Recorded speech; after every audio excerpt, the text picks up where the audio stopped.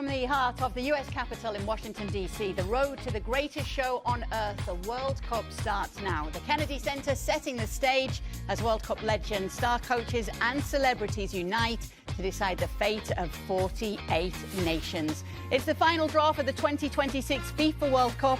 The groups will be revealed and rivalries will be born and reignited.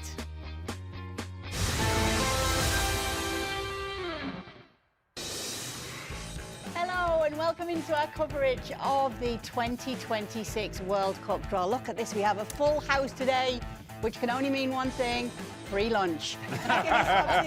Frank Leboeuf's here, we've got Herculez Gomez, Alejandro Moreno as well. We've got more people joining us to discuss and react to today's draw as well. Boys at the end are on the kiddie table. Okay. Ali and Shaka, as it turns out right now. Okay, okay. No?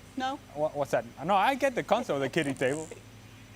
Sometimes better food. Absolutely better food. That one, did it? Anyway, we have more food, actually. More food, absolutely, and some of the best food too. Yes. We have our team with us as well. We've got Luis Garcia, we've got Gab Marcotti, we've got Nedum Onuoha, and also Julien Laurens. Lots to talk about, lots to discuss. We are waiting for the draw. Well, that's a question that you should ask yourself, Frank. See, none of us won the World Cup. You did, and you were invited. So, Some people have to work. Next to the kiddie table. Yeah. People have to work, you know. We're not rich as, you know, the others. It is where we should start. Shaka's face. As a World Who's we? Who's we? Do you remember waiting for the draw that went on to be the year that you guys won it? Do you remember waiting for this? I have to tell you, not at all. We were so sure to win the World Cup already before. And Jules can witness that we didn't even have to check that. But I don't remember. That's crazy. I never paid attention that more than today for World Cup draw.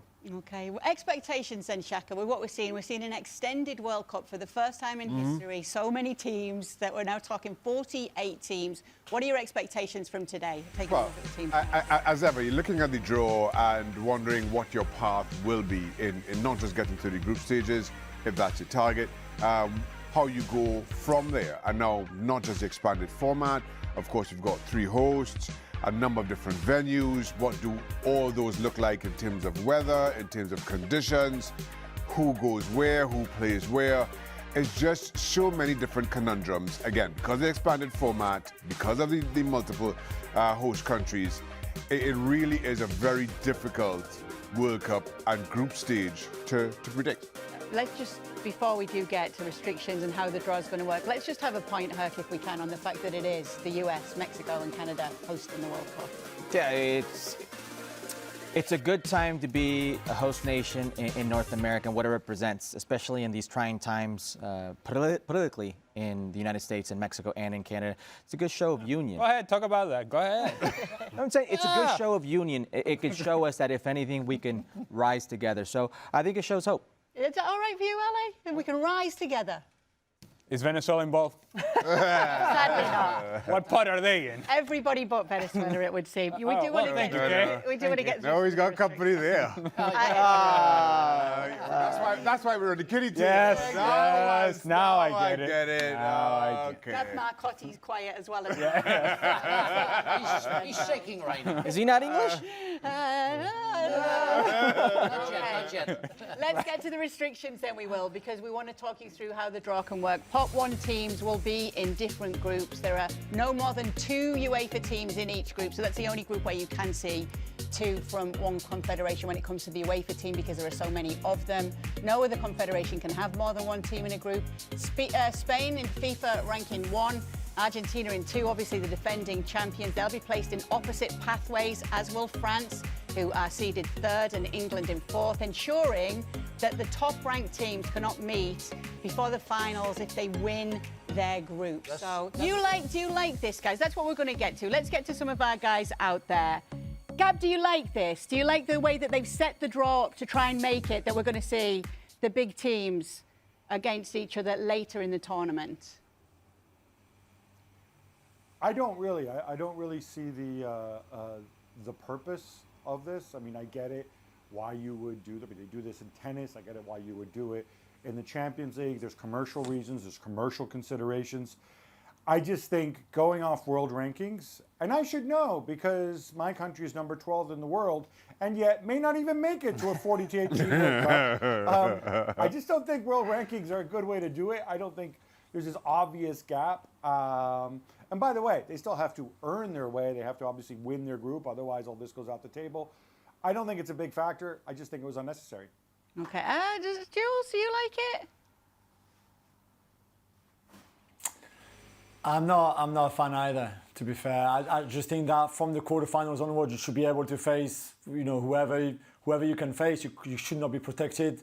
Past the quarterfinals in Qatar in 2022, we had France against England, for example, in the quarterfinals, which was great, especially because Frank and I won it, and not you so much, Kay. But this time it can't happen until a potential final, which I think is unfair. Yeah, just Jules taking credit there for France's World Cup win. We take credit of everything we can.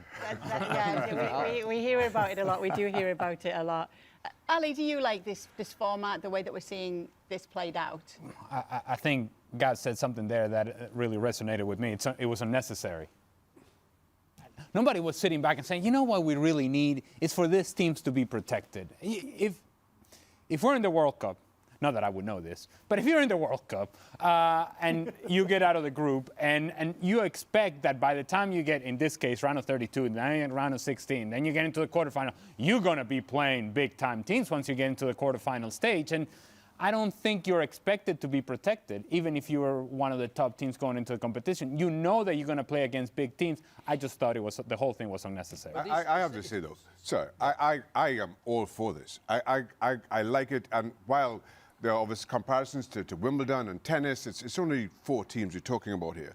And I think the effort is to have some kind of balance between the two sides of the brackets. And why I like this is, I'll keep using this example. Going back to the World Cup 2018, you had England against Belgium in their final group stage game, and a ridiculous situation where England are hoping to lose. That is the antithesis of what we know of this game, of what we've come to expect of this game. And now, hopefully, again, just trying to have some balance on both sides of the bracket, we don't have that ridiculous situation repeating, because I thought that was not good for the game, certainly not for the highest level of this game at the World Cup. But that's assuming that these teams win their group. Correct. And which is fine, You could have Morocco beating Spain, as you did, 3 years ago now. That's absolutely fine. But as of right now, what you're trying to do is provide some balance to the bracket. There may be that one team that comes and upsets the whole balance, as I said, as Morocco did 3 years ago. Again, but that is the game. That's what makes this World Cup special. What doesn't is having a team going into a game hoping to lose. Shaq, I agree with what you're saying. From a commercial standpoint, it just makes a lot of sense to have the heavy hitters, to have your powerhouses who have earned that in the final or potentially in that final. What I don't agree with is saying, here's a little treat for you and dangling out weeks before the tournament starts and just saying, this is what we're going to do. If you start the World Cup qualifying process and say, hey, top 4 teams are going to have this benefit, it makes every game mean something so much more. So I like the idea. I don't like how it was executed. Let's talk to the Spaniard on the panel with us. Luis Garcia is with us now, #1 in the FIFA rankings. How do you feel about this for Spain, knowing that's how it will be, Luis? I love it. I have to say that I love it. I would have loved it. I would have loved it back in the days, back in 2006, when we went out of the group stages. Our 2 opponents were or Brazil or France, and France kicked us out, and I wasn't happy at all. So I think that this this situation, or this structure that I just found out, at least allows you to believe that in the end, if you want to win a World Cup, you have to win against everybody. But having these 4 powerhouses on the other side of the bracket, I think that gives you a little bit of the perfect idea, the perfect final, the perfect And I know that everybody of these days wants to give opportunity to everyone, and I'm happy with that. I like to have more teams. I like to have more rivals getting and more dark horses. But I'm old school, and I like to see Spain in the final, or Argentina, or France, or I would love to see Italy back on the days fighting for the World Cup. So there you do. Luis is no, old yeah, school. I know, but I like it. Luis is old school up until his team is ranked #1, and then I'm all new school. New school all the way. Where do you stand on it, Nedum? Yeah, to be honest, for me, I think I'm more positive about it. And I think given the fact that it's 48 teams, I like the way they're trying to balance the bracket out just that little bit. But also, if I can just mention that, I think you guys forgot to mention pot number 5, which finished Trinidad, Nigeria and Venezuela. At some point we need to cover that, but maybe a bit later. But like I said, in terms of the seedings, as soon as you get to the knockouts, it's going to be exceedingly difficult anyway. And I think the fact that they've tried to do this, they are trying something new. And in some ways, we said nobody asked for this. I think a lot of nations, to be fair, not a lot of nations, but a lot of people wouldn't necessarily ask for the tournament to be expanded to 48. But I think when the tournament gets to 48 in the summer, I think it's going to be really interesting, and it's going to feel different and new, and we can almost start thinking what the future is going to be like. Because in the grand scheme of things, with the rankings dictating who gets the 1 to 4 seed, maybe, just maybe, some of those teams that are in the top 10, maybe they'll be pushing harder in the international break to try and get that seeding for the next World Cup. Because maybe they believe that is going to be not necessarily a surefire way, but a better way to get yourself potentially into a World Cup final. I just want to go back to what Luis said, about the fact that if you want to win the World Cup, you have to win against every team. That's not true. And a good example is us. We were happy to have Brazil in final, and against the Netherlands would have been another story. We thought that the Netherlands at the time were better than Brazil, and it would be more difficult for us to beat them. But I agree with him in a way that I don't want to see in the last 16 or even in how you say the last 16. I don't want to see France against Spain, for example, because one team had a problem, a little accident during the competition. I think it's spoiling the competition itself in a way that you want to see big time teams. It's why we're going to talk about the smaller teams and the 48 teams, which for me doesn't bring a good image of the World Cup. Even if I'm happy overall to see small countries, I'm not happy with the competition that we are about to see. I feel like you guys were both shaking your head over this side when Luis made that point that Frank just brought up. About well, I agree with Frank. You don't have to beat everybody. Nobody wants, let's take Morocco, for example, the gauntlet they faced. They faced the CONCACAF champion in Canada, they faced the Golden Generation in Belgium, and they faced a team that was at least semifinals twice in the previous edition, World Cup runner-up in Croatia, and then went, Spain, Portugal, France. I mean, that's when you say you have to beat everybody. Nobody wants that type of gauntlet. I agree with what Frank's saying. Sometimes the draw, this is why the draw is so crucial, you want the easier avenue. Of course you want the easier avenue. What I don't like is for somebody who's not actually on the playing field having a hand in controlling the path of the tournament even before the tournament starts, even before the competition starts. And this is what they have done. They have now controlled the path for teams. I don't like that. I want the World Cup to be in full display, out on the field all the time. And if you're the best team and you happen to have to play against a difficult team that you were not expecting in the round of 16, so be it. You go and beat that team. If you're the best, then be at your best in the World Cup and win it in the manner that you're supposed to. If you watch Roland Garros or the US Open and it's an open draw like anybody else, any other competition. But you already have putts. You already have a putt 1 and a putt 2 and a putt 3 and all of this. You've already seeded the teams. Now you're seeding the seeding of the teams. I feel we are approaching this almost as though it's a guarantee that those favorites are going to go through to the knockout stage. Exactly. So then why do it all together then? My point being, while you can have seedings all you want, you still have to earn that right to get out of the group stage, to go deep in this tournament. And again, I'll go back a couple of tournaments. Germany won 2014. Germany did not get out of their group stage. You could make the argument that had this been in existence in 2018, they would have been seeded. But being seeded does not guarantee that you're even getting out of the group stage. And I know we have an expanded format and there's a whole lot of different conundrums here. But going back to 32 teams, being seeded would not have guaranteed Germany getting out even of their group stage. So why again? So I think we giving more weight to these seedings than I think they are. You still have to go out onto the football field and win games. You still have to go out and earn that right to go at the very least to the knockout stage and take it from there. Yeah, well, obviously, seeding's one thing, and then it comes to the odds as well, and who's favourites to win this World Cup. And we're going to bring you those as we'll take a look at that and get the thoughts of the panel on what they think in terms of the odds. Yes, Spain's still number one there, followed by England. Then France and Brazil, both level at 8-1. Portugal, Germany, Netherlands, Norway, and Italy. Italy still making it. Wait a minute, what? Wait a minute, what? Italy barely better off than Venezuela and Yeah, Argentina. Wait a minute, what? We'll get to That's it. the Murray family who did. Nothing to do with me. I'm English. But Jules, I want to talk to you about the odds. France is third favourites here. What do you think of that? Yeah, I mean, I can understand Spain being the top, obviously, and then I don't think there's much between England and France, for example, or Argentina. Even Brazil, I'm not so sure. I think it's a work in progress that is not maybe at the level as the other three are. But Arsene Wenger yesterday said that, obviously being French, he said France is super favourite. I'm not sure we're super favourite, but we've reached 4 of the last 7 finals. That's more than 50%. We've won 2 out of those 4.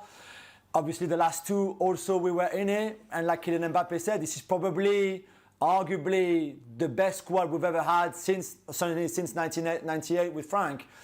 It's not the best team yet because there's still a lot of work to do between now and the start of the World Cup. But potentially, this could be the best front team that we've seen in a very long time. So I think we've got a lot of good things in place right now. I think the fact that it's Didier Deschamps' last competition is quite special as well, and that could be even an extra motivation or something a bit extra for him and for the players. So I would have put us behind Spain, ahead of England, but there's not much in it really.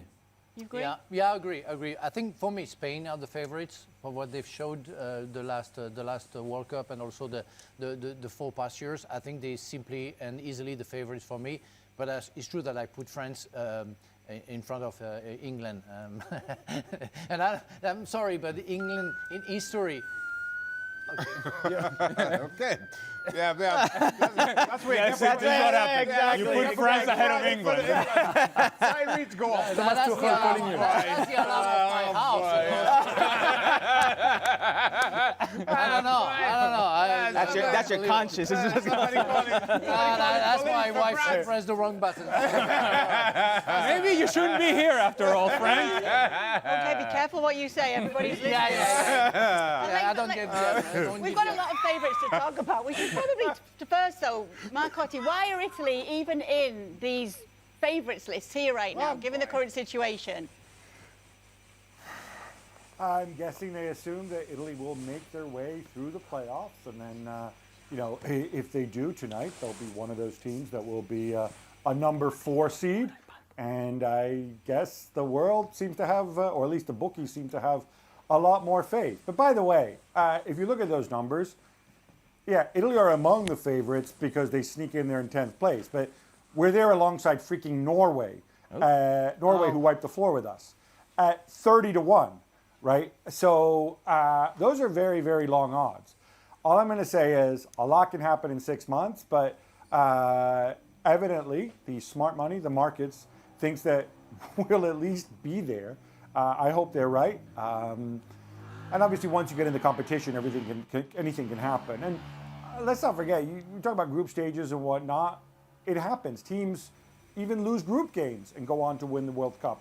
It happened to Argentina in the last World Cup. It happened to Spain in 2010.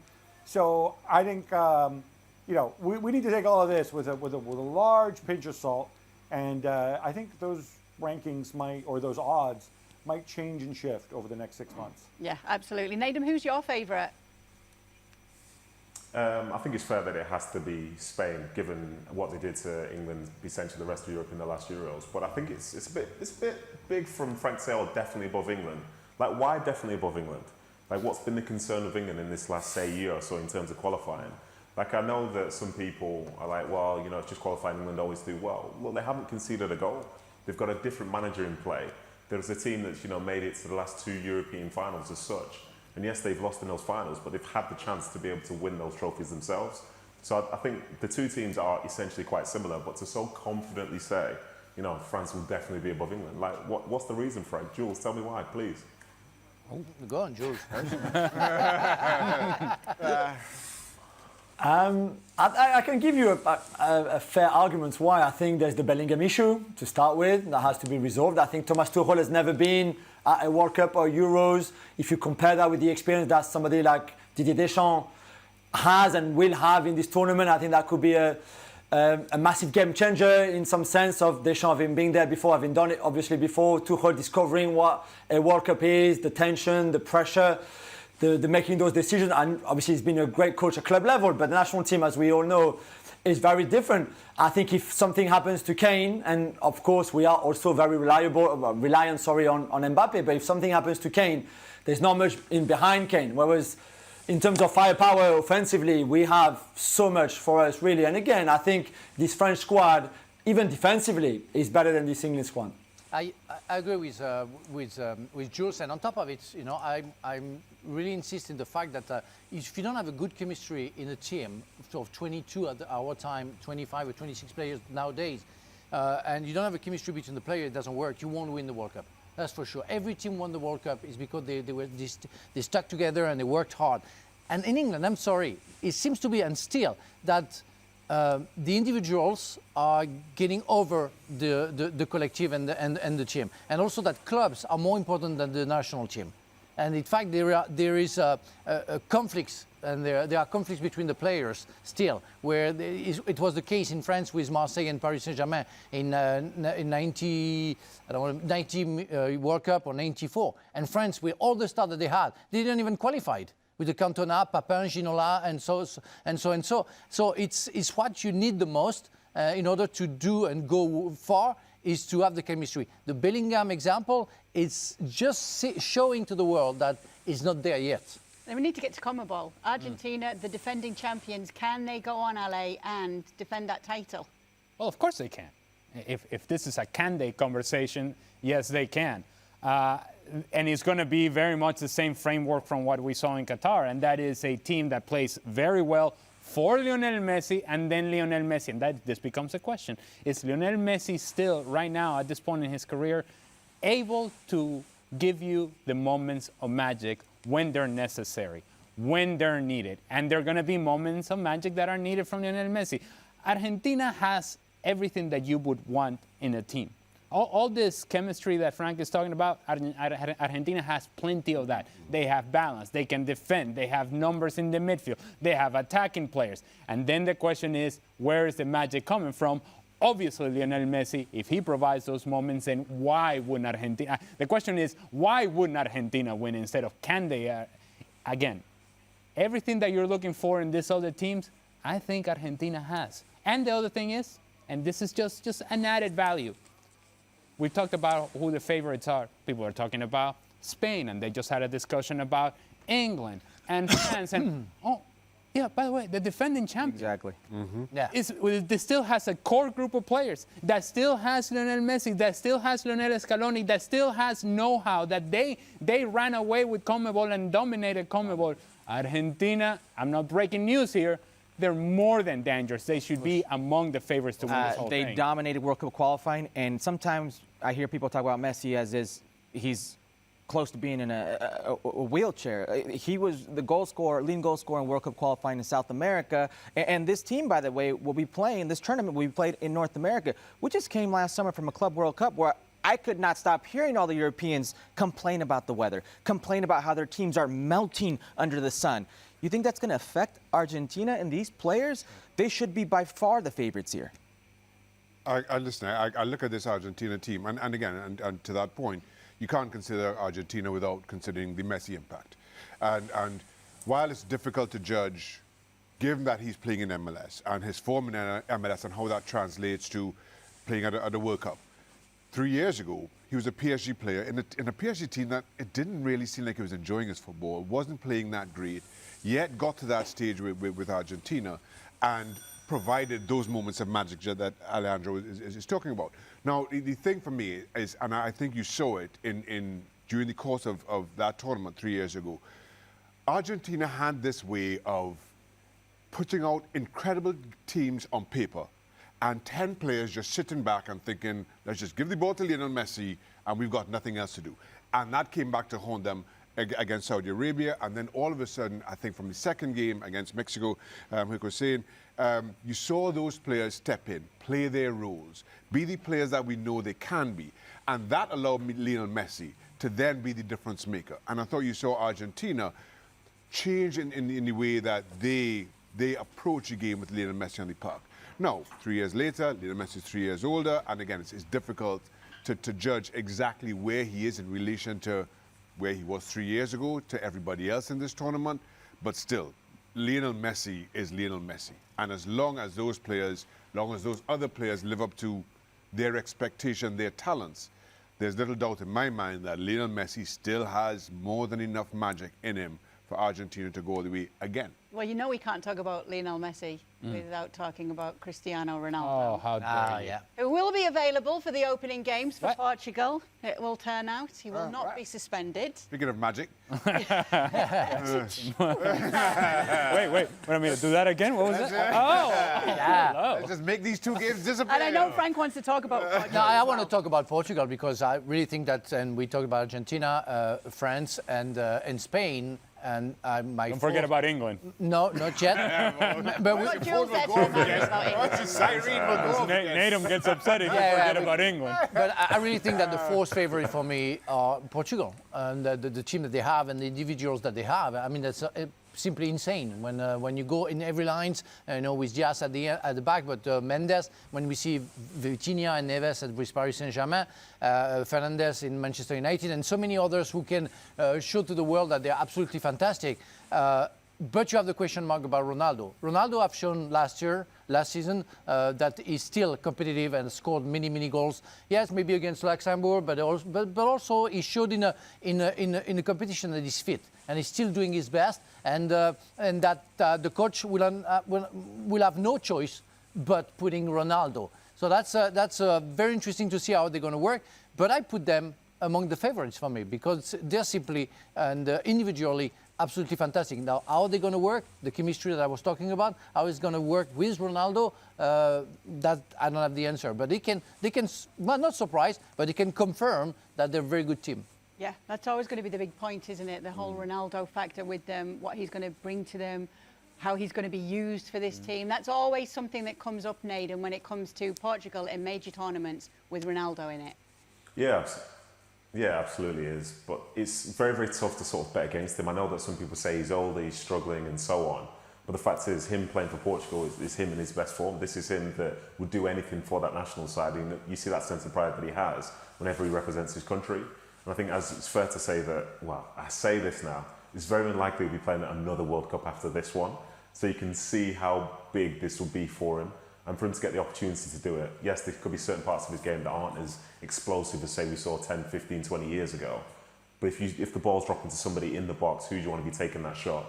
Even to this day, it's still probably Cristiano Ronaldo. So I think as a consequence for Portugal, with the stars that everyone's mentioned so far and the style of play that they can have, if you can get the ball into that final area, like Bruno Fernandes looking forward and seeing Cristiano Ronaldo in space with a chance to score, you're going to back him 100%. So I think it's going to be very more motivated than we've ever seen him. So who's going to be brave enough to bet against him doing well this in the tournament in the summer? What are your thoughts on it, Luis? And would you fear coming up against Portugal for Spain? I was surprised on the book is that Portugal was so far away as a favorite because, again, it's not only about Cristiano Ronaldo that I agree with Nathan. He's going to be so motivated and very important what Scaloni in Argentina, Roberto Martinez, are going to do with these two main players, how they are going to construct the team around them, how they are going to allow them to rest because, again, let's don't forget the weather is not going to be easy, so players who are a little bit with more experience, let's call it this way, are going to suffer a little bit more. So in the end, I think the Portugal is going to be there. When you talk about a World Cup, yes, Spain by numbers and by the style of play, and then we all enjoy this romantic tiki-taka football. He's going to be one of the favorites, but it's very difficult to point just to one of them. The guy just mentioned Portugal, France, England, they are going to be. We kind of forgot a little bit about Belgium, because we try to push them because of the talent of their squad, but they kind of disappointed every single time, so we are not putting them over there anymore. Brazil is going to be right there. We don't talk much about it. We'll talk about it later on, but definitely all those teams are going to be there fighting for, and I understand why they try to put them far away one to each other, try to see them into the center. Portugal, one of them, and Cristiano. Even though that I was talking about, and we discussed a lot with Ale, that he wasn't going to be ready, that he wasn't going to be important for Portugal because he was quality enough that squad. I think it's going to be once again the key, prove it, scoring goals and being there. So yeah, Portugal is going to be another of the favorite ones. When Nedum was talking about Cristiano Ronaldo and would you doubt Cristiano Ronaldo to lead Portugal, I could catch out of the corner of my eye over on the other kiddie table who would doubt that, and Shaka raised his hand. So Shaka, can you explain your position? I tell you why. I don't think the Ronaldo conversation is a parallel one with Lionel Messi. I don't see it. 3 years ago, Fernando Santos was leaving Ronaldo out of the starting lineup for Portugal. Now 3 years on, I'm not sure you make the argument that he is somehow now better. He's somehow now more impactful for Portugal at that level. No, I do not think Roberto Martinez has got it in him to leave Cristiano Ronaldo out, to do as Fernando Santos did 3 years ago. And that may prove an issue. If Ronaldo is dictating the minutes that he gets at the World Cup, and he is less impactful, 3 years less impactful than he was last time out, I'm not sure that bodes well for an otherwise very talented Portugal team. And if there is a picture of fitness for a player of that age, it would be Cristiano Ronaldo, right? And so you would think, trust the guy to be ready physically to be able to perform at a high level during the World Cup. But here's the thing. We just saw evidence in the Nations League in which they play a couple of games back-to-back within 3 days, which is what you would do over the course of a World Cup, and he had a soft tissue injury.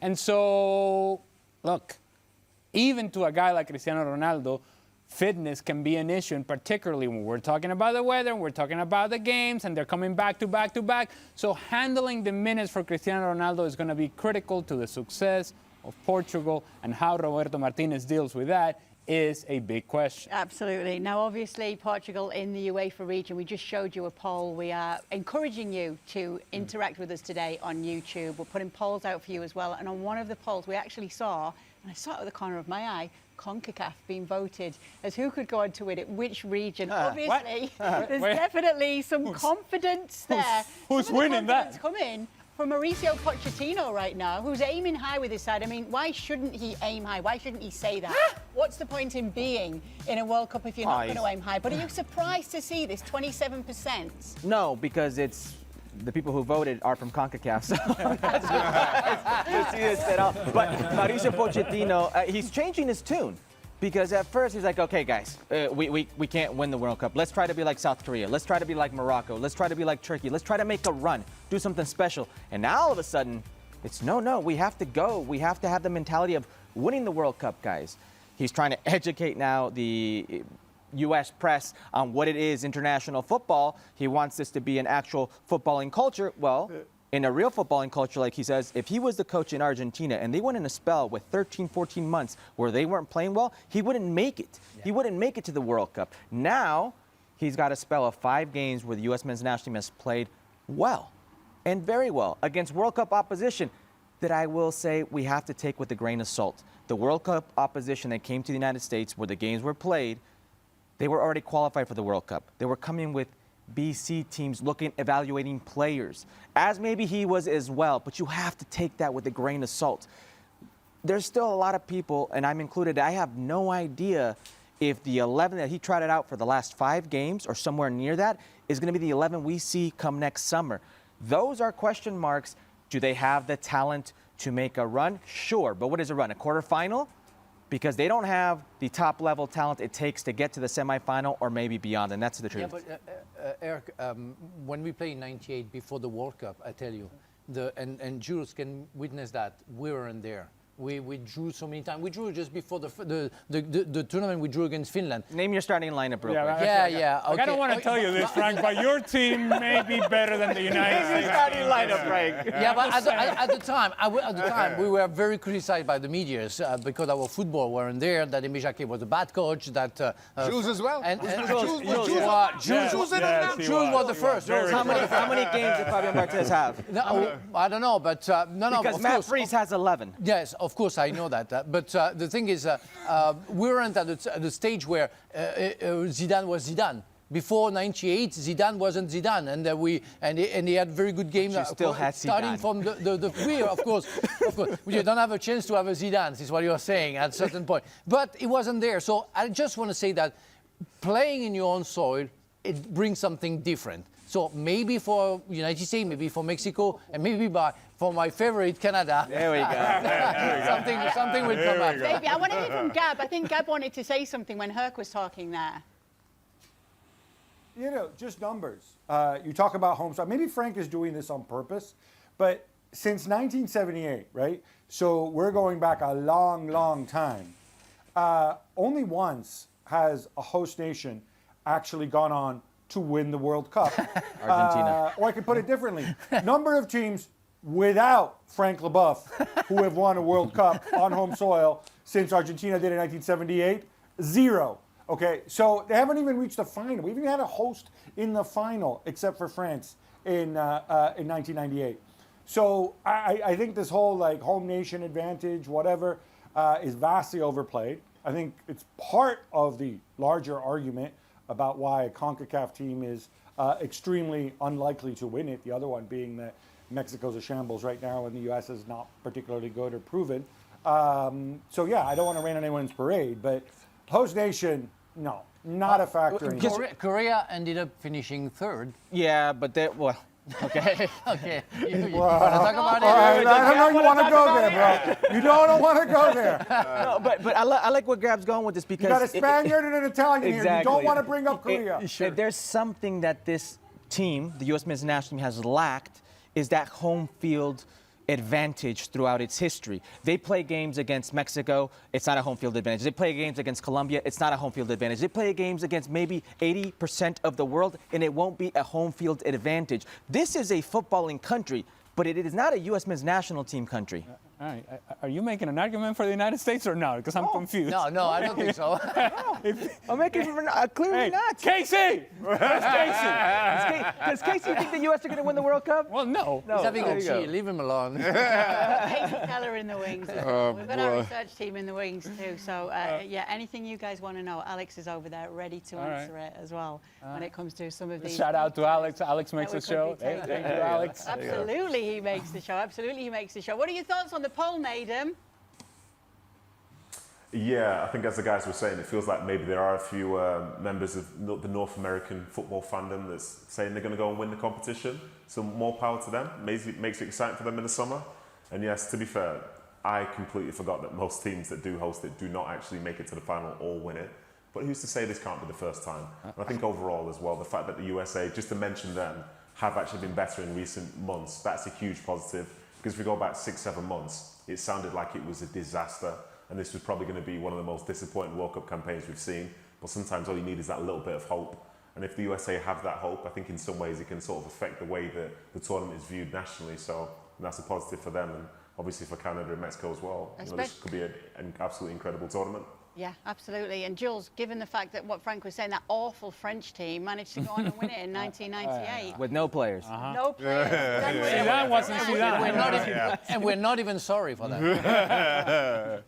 But Frank is right on the form though, and again, I'm not sure how much I don't think you need to be on a 15-game winning streak, for example, to go and win the World Cup.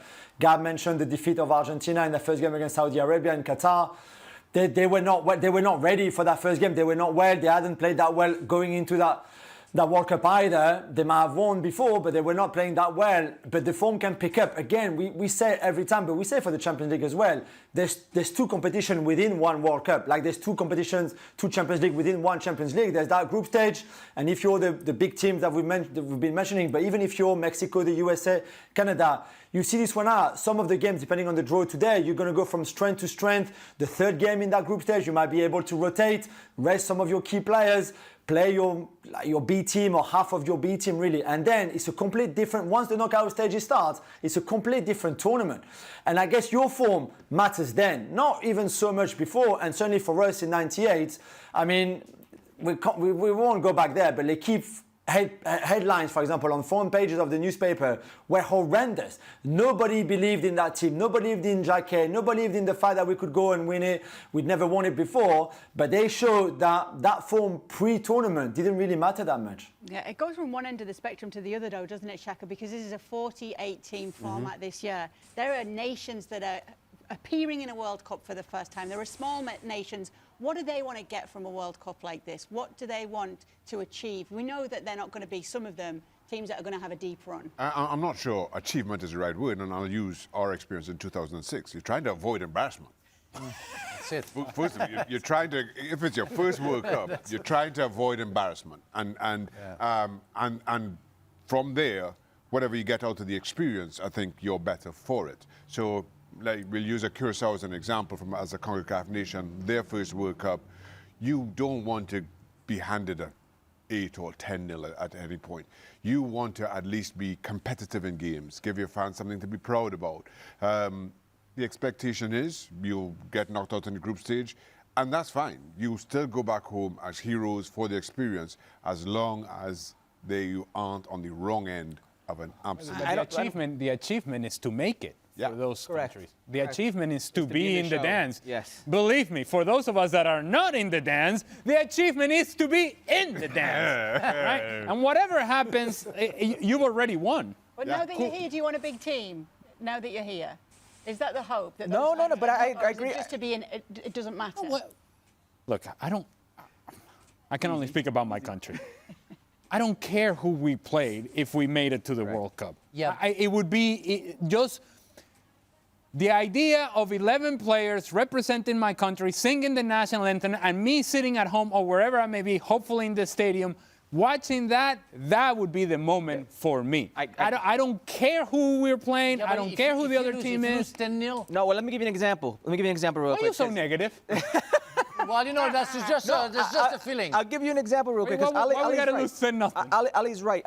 Example of Panama. Panama lost all their games in the 2018 World Cup, and they scored their single goal, their first score on World Cup history, Felipe Baloy, 6-1.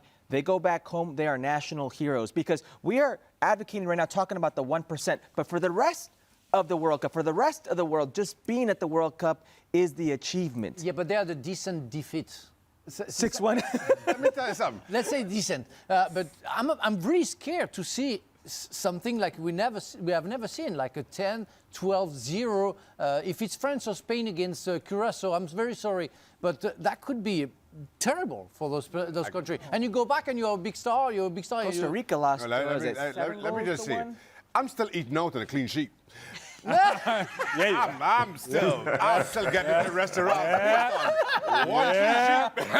You spun that into a career, didn't you? Continue. Who was it against? Against Sweden. There we go. And whose book were you written about? Oh, it's not that I'll quote a Trinidadian comedian who said, "We beat Sweden 0-0." Let me tell you something. That was as good a result as we could hope for. I certainly am still living off of that in so many ways. But that's what you want. And now, again, coming into that tournament, our group was Paraguay, Sweden, England. And all the conversations, but certainly in big studios, was that the two teams that would come out of that group were the two that beat Trinidad and Tobago the heaviest. Now, in our first game, we go and get the result that we did. And all of a sudden, we're playing with house money. We're great, you know, and that's what a local fan base is looking for. That you put up a fight, that you give the big boys a little bit of a scare. And to your question, I think it helps if you have a big team in there just because you want that experience. but you don't want to walk away from that experience with a 10 or a 12, as Frank was saying. That's it, yeah. Yeah, absolutely. Okay, let's go back out to some of our other guys waiting now. It looks as though the draw's about to start happening, so we'll be able to tell you My God. which teams are going to be facing which teams. A lot of talking that we've had to do here. Gab, if Italy are to make it, what's the expectations here this time around? Oh boy. Given what's gone before it. Oh boy. Well, given that the last 2 World Cups, we decided to give somebody else a chance to win. 4 World Cups at Well home. said. And we wanted to share it around to the lesser nations, like say France or Argentina. Look, I think both things can be true. Like, people look at it player by player, and we're number 12 in the world for a reason. It's probably roughly where Italy should be right now. There's a lot of very good players. But equally, if you don't get it done in qualifying, it's the price you play. So I think there is a sense that if Italy qualify, the minimum expectation is going to necessarily need to be quarterfinal. Quarterfinal and a dignified exit to somebody really good is a moderate success. Anything else is further failure. I think that's just the reality of the situation once you get to the tournament, because as Jules said earlier, you understand that once you're there, it's several tournaments in one. It's about, what happened before is irrelevant, and it's about what happens, especially if you make the knockouts, which, by the way, Italy haven't actually done in a very, very long time, since they last won the World Cup, in fact, in 2006. Once you make the knockouts, anything can happen, and often does. What is the feeling in Spain, Luis, right now? Because it's interesting, given that they've had all the recent success that they have, is there lofty expectations on the Spanish national team from the Spanish now? No, people is very excited. Okay? I think that the results, the way that the Spain national team has been playing, I think that everybody has enjoyed, even with the rotation we had. The injury of Rodri was kind of a setback, but Zubimendi just became a key player for the national team, making his debut and bringing something that no one was expecting without Rodri up front.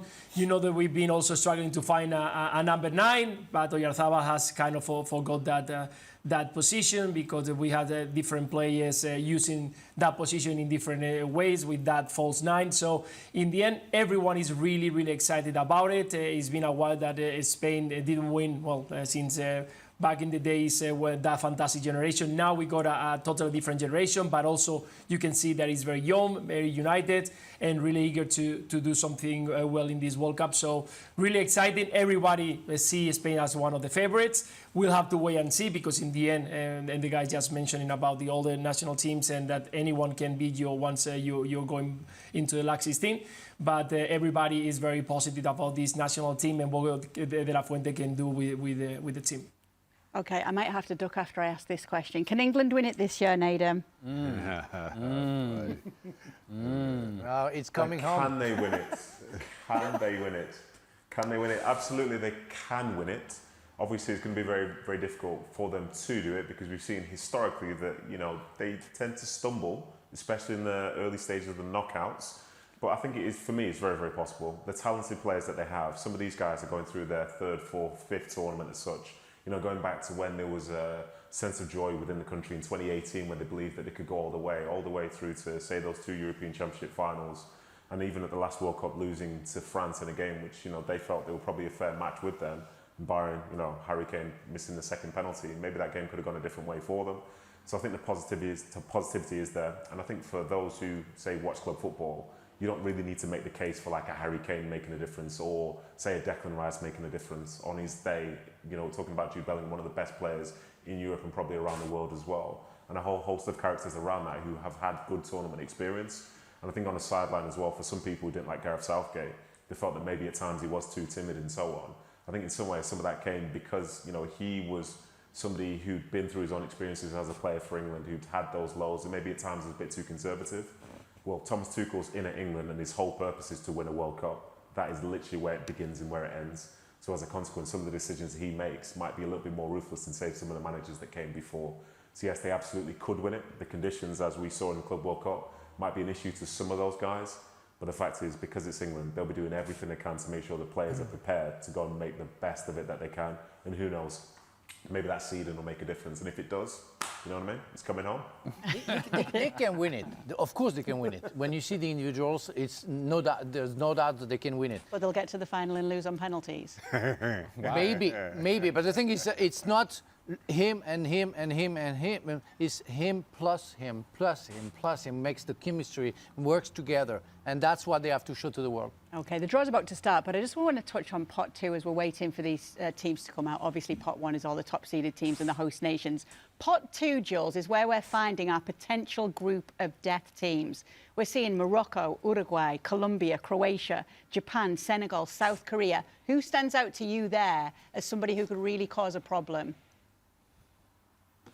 Yeah, I think it'd be interesting to see what Morocco can do this time. Obviously, we mentioned, I think Herc mentioned their incredible run in the last World Cup. They're about to host the Africa Cup of Nations as well, where they are a huge favourite to go and win that and have that kind of momentum going into the World Cup. I think Walid Regragui is doing an amazing job since he took over. He's Paris-born and bred, which makes him obviously very special anyway. But I think this team has something very special brewing. How far can they go? I would not want to face Colombia, especially again for the climate, for the amount of fans that would be there for South American teams as well as the host nations and the teams from the Caribbean during the tournament, obviously, which would be a huge advantage, you would think.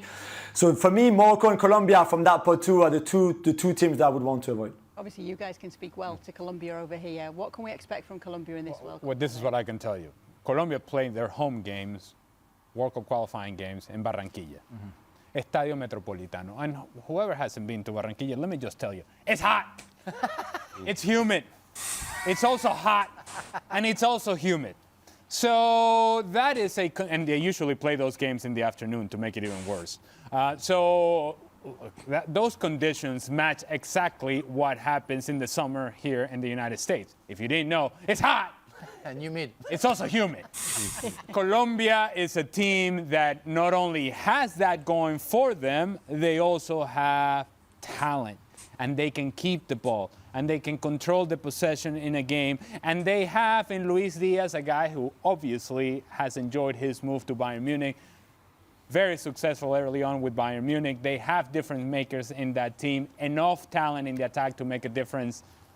I'm thinking Colombia is a team that you want to avoid. Yeah, absolutely. And in terms of just off the field, they'll make their presence felt. It'll feel like Colombia is the home team. So regardless of who you are, you play a team like Colombia, the talent and how gritty they are on the field, coupled with some very talented players like James Rodriguez and the left what he has, with that fan base, it's a difficult... Still, by the way, still James Rodriguez. Still James Rodriguez. For the rest of the world, people may not even know where James Rodriguez is playing at. Is he playing? Well, I don't know. But when he shows up with a Colombian national team jersey, something happens to this man. In the day-to-day, forget it. He's nowhere near his best level. But you put him on that jersey and somehow he becomes the guy from 2014. That's what James Rodriguez has been with Colombia and continues to be. This team was capable of a 29-game unbeaten run at one point until they made it to the Copa America final, and then after that it kind of went downhill a bit. But they are capable of some very special things. Yeah, interesting when you look at that. Gab, who stands out to you for maybe a dark horse team? Well, yeah, look, I'm on board with obviously Morocco and Colombia. They stand out. I wouldn't rule out Senegal as well. I just think coming through qualifying in Africa is so grueling that this is going to be very much, I think, a battle-hardened bunch. I would keep an eye out on Austria as well. Ralf Rangnick can make things awkward for you. And I would love to see Iran do well. You're talking about maybe certain individuals who stand out. And obviously there's a whole kind of backstory there as well. But this is a country with a long record of success in Asia. And I think there's going to be a little bit of an extra drive as well for them this time around. Yeah, absolutely, that would be the case. We're starting to see the first teams from pot 1 and get all their groups. Obviously, we know those teams are all going to be kept apart, but the draw is underway. So as we start to see the team shape up, we will bring a lot more to you of when it comes to how it's all playing out in the draw. And we'll continue to talk about the teams that really do stand out. As we're talking about some of the pot 1 teams, some of the teams that we've not mentioned so far, teams that we're expecting to see more from, it's a different era for them. Teams like Germany, if we can start there, Ale, because obviously Germany have been this powerhouse over the years. They've won the World Cup in their history. There's this talk that maybe they're starting to come back and maybe they're starting to be a team that is more recognisable of Germany, obviously not the Germany we knew growing up. But where do you stand on that? Oh, I mean, a team that needed to win a game late in qualifying in order to make it into the World Cup directly. That's sort of the standard of Germany nowadays. Like, you watch them play against Luxembourg a few weeks ago, and you go, ew, 9! No. But then it feels like they're also capable of doing what they did in their next match when they needed to win. It's hard to figure out Germany. It's hard to figure out Julian Nagelsmann. It's hard to figure out what he's going to do with that team in terms of the attacking talent that they have. The fitness level of Jamal Musiala is going to be a question as well, coming back from the broken ankle or broken leg. Where is Florian Wirtz, and how does this fit into this? You watch him play with the national team, seems like a completely, totally different player than what we have seen with Liverpool. And it's a full sort of talent in display when he's with Germany. They're going to need some of that. Questions defensively. There are some people around European football that really love Nico Schlotterbeck. I'm not one of those people. And yet he is the player leading them in the back line. The midfield, you're still dependent on Joshua Kimmich, who plays alongside him. It's a Pavlovic, it's a Goretzka, and even if it's those guys, so they still have enough numbers to really threaten the top teams in Europe and top teams around the world, and the player personnel from teams from around the world. I know far too much about Germany. I've been covering Bundesliga far too much. Let me just tell you, Germany is a team that could win a few games, but I would not be surprised if they got bounced out quickly out of this tournament as well, into the round of 32, round of 16. You know loads about Germany. That's why I went straight to the Venezuelan on Germany, obviously. I got that German blood, baby. Right, Bundesliga. You know a little bit more about Germany with big Nick Woltemade playing now, Shaq. And you know, listen, I'm with Ali.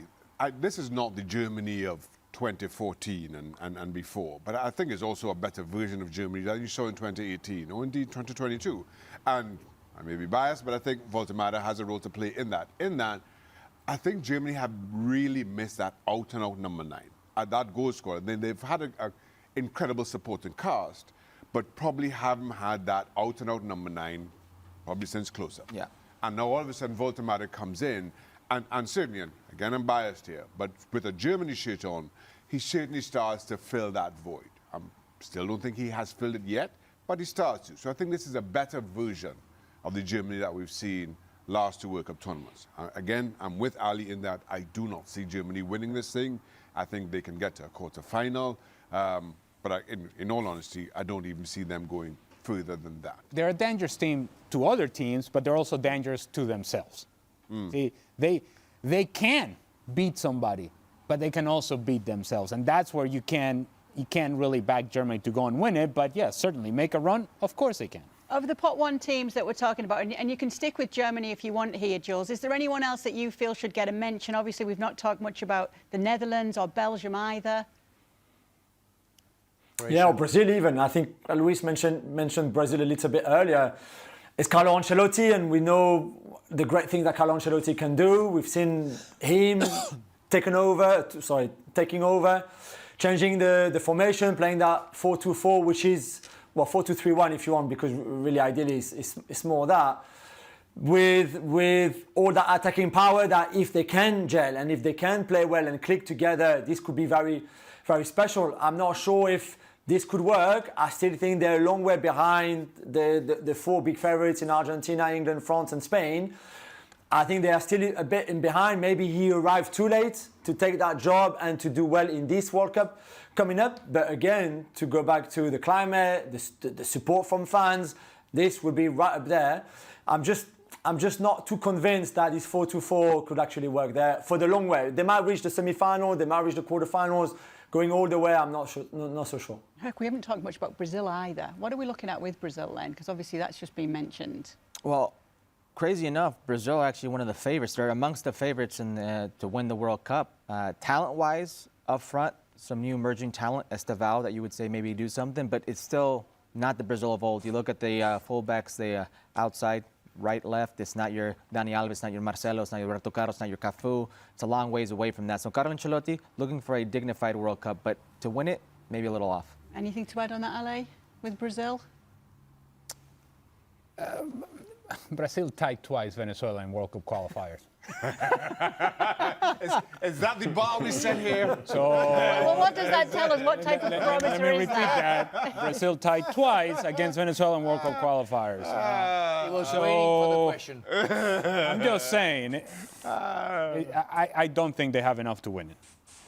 Okay. Okay. We're actually starting to see Yeah, well, the pot I two thought you were teams. all over it. And Oh, really there's gonna my come former in teammate, Hom Bo. What a legend. Yes, watching along on the draw here. Wow. Okay, Group A, we see our first team alongside Mexico, and it's South Korea in Okay, Group you A. okay? You're gonna make it, Herc? You all right? Herc, that was quite the reaction from you. That's a difficult team to play against.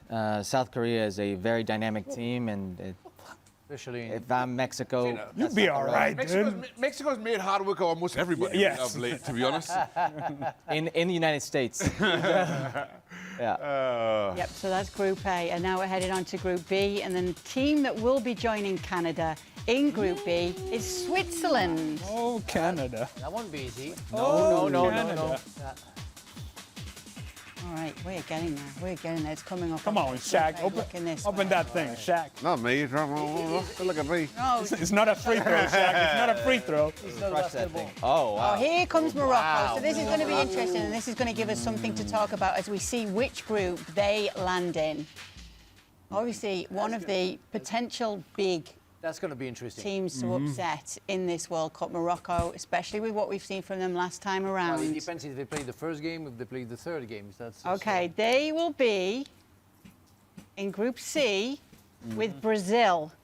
Okay, we're getting a very potential tough group here, depending on what happens Yeah. Oh, boy. as this goes along. Oh, boy. You want me to hold your hand, Herc? I'll hold your hand. Come here, buddy. Come here. Let's go. Let's do this. Come on, baby. Let's go, USA. Come on, Shaq, come on. Come on, There we America. go. All right. Okay. That's Okay, doable. okay. That's doable. Okay, Shaq. Okay, Shaq. It's doable. It's doable, Casey. It's doable. baby. Group D, which obviously we knew was the USA. Well, Casey is walking, no? Fella. They're a very good defensive team, Australia. They had a good run of like 12 games. It's Walking doable. around. It's doable. It is USA, doable. It is Australia. doable, but they're a good team. You gotta give them respect. We're going they all the made, way, they baby. made, We're number they made one. the We're Argentina's number life one, hell baby. in Qatar, so yeah. Poch was just giving the whole poker face there, wasn't he? Didn't want to give anything away. What Probably do you thought it said Austria. Will he be happy it said Australia? Yeah, I think so, because he's already faced them. He kind of knows what to expect. At least Ecuador's a good team. Oh, here we go. Well, this is interesting. Yeah, Group E is looking like with Germany is where Ecuador is going to land. They were the best defensive team in World Cup qualifying. so. Talk about the United States. That's what you're here for. That's right. Break it down, baby. Break it down. I'm excited it's Australia because it could have been worse. They're still a very good team. But yeah, so far so good.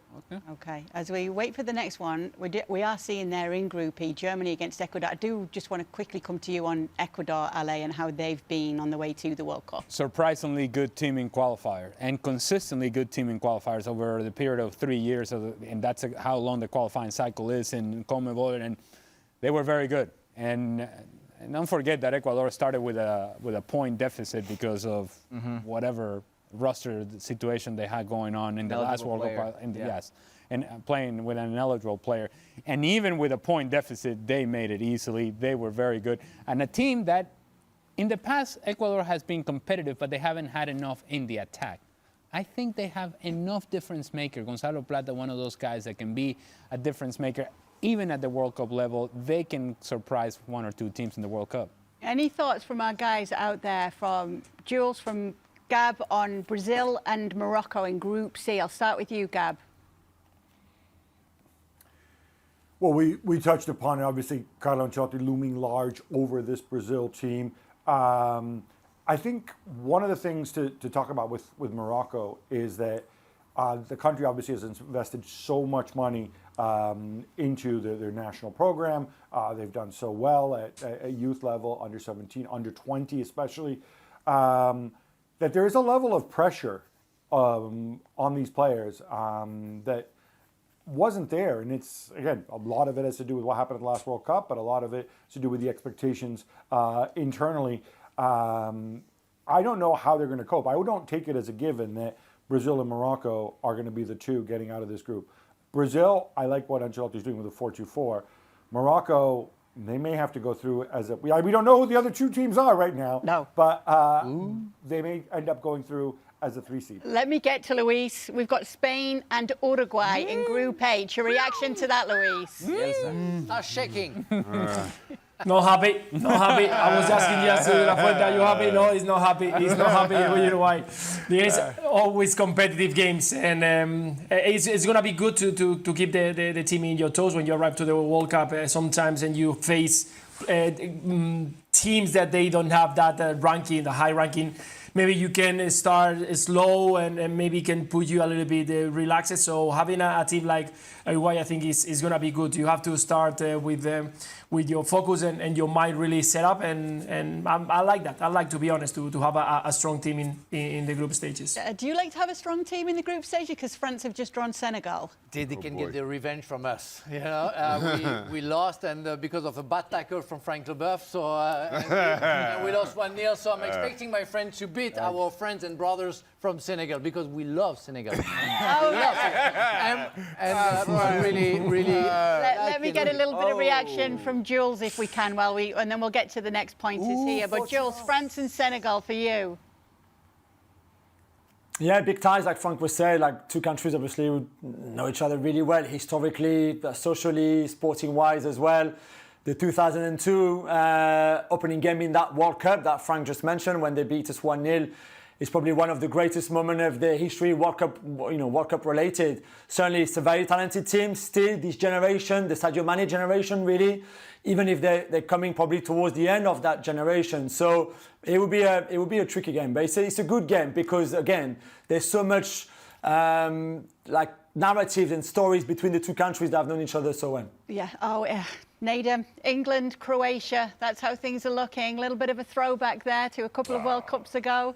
It's all right. It's coming home, Nedum. It's coming home. Nothing to worry about. Nothing to worry about. Nothing to worry about. Modric who? What do you think, Nedum? The fact that they're playing another team from the same confederation probably in some ways plays into this current England side's favour. I think in 2018 you could see that they clearly weren't ready to be going up against a team like Croatia, but I think in this instance, I think England will be ready, and they'll probably like that because the styles will be so similar. If it was a case of playing a Senegal, who, for example, they lost to in the summer just gone, that might be a bit trickier. But I think in terms of preparation and knowing the opposition, I think Croatia's is a pretty solid draw from them, in my opinion. So that's Group L. In Group K, it is Portugal and Colombia. That is a decent little group so far, isn't it, guys? So far, it's shaping up to be a very nice group. Ale, a lot of star power, isn't it? Well, yes. And if you, I don't know if you heard me before, but Colombia, it's hot. And it's humid. Look, story time, by the way. I watched Brazil-Morocco in Nantes in '98 World Cup. 3-0 Brazil win. Oh, my beautiful dad and my brother traveling the country watching the World Cup and watching Frank Leboeuf as well. Oh, what a treat. And now we're here together. Oh, the World Cup just brings the world together. I mean, to be fair, though, these are the moments we're talking about. You're talking about fathers and sons, daughters. The chance that people are going to get over on this side of the world to go and see a World Cup up close. It's so special here. Oh, we can't forget that this country is a country of immigrants, and there are millions of people with heritages all around the world that are going to get a chance to finally see their home country, country of their roots, their parents, their grandparents, play in front of them in their country of their birth. It's a beautiful thing. It brings people together, and who knows, whether you're Mexican, you're American, you're Canadian, you've got these other countries. Maybe your two countries will play against each other. So it's beautiful. How many people play soccer in the U.S.? Yeah. Well, it's the largest youth sport in the 30 country. million? 30 million people? You got the numbers there? I think I got the number. I think we're 30 million. Alex! When in France, it's only He's 2 too million. busy talking to Casey over there. Casey won't stop talking. Yeah. I wonder what we'll be hearing from Casey Keller later. We've got a lot of we coverage will. when it comes to the draw right here now. But that's a point, isn't it, Shaka? That families getting to see up close, whether you're going to the games or not, it's the whole spirit, the whole atmosphere of being a host nation. Without question. And I think certainly in terms of this country's footballing pedigree, it's advanced from '94. And you see a lot more young people involved in the game at every single level, every single capacity, and to have a tournament of this size, of this stature, be back on U.S. soil for that new, younger soccer audience that exists here in the U.S., I think is a wonderful thing. And I keep making this reference about the fan zones and how that kind of also epitomizes all that's great about the World Cup, bringing people in, understanding other cultures and how they see the game, how they share the game. I think it's certainly a wonderful thing, especially in the early stage of the tournament, before it gets serious and everybody starts thinking about winning.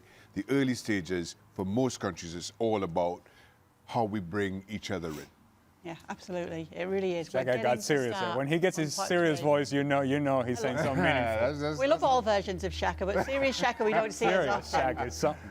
Yeah, we're starting to see the pot 3 teams come out here. This is interesting because this is where we're seeing some teams that are interesting right now, like Norway, and where they're going to fall, which group they're going to fall in, because in terms of pot 3 teams, there are pot 1 teams that do not want to be facing Norway. South Africa, it is in Mexico's group. That's a good draw. South Korea right now. That's a good draw. They were the opening game in the 2010 World Cup. It's South Africa, Mexico, so they meet again. And then Qatar. Why you sound so concerned, Herc? Does he sound concerned? Come on, man. Start singing It's Coming Home in Spanish or something. You just... Cielito lindo is what they'll say. You'll be all right, Herc. Your interest is Group D, not Group A. I know, but South Africa's already got off the board. Don't get mad at me. I'm not picking the balls. It's Aaron Judge doing Frank, it, not there's me. so many connections here with you in Group B because obviously you used to play football in Qatar. You're a big fan of Canada. You knew they were going to be a pot 1 and group, right? all my money in Switzerland. So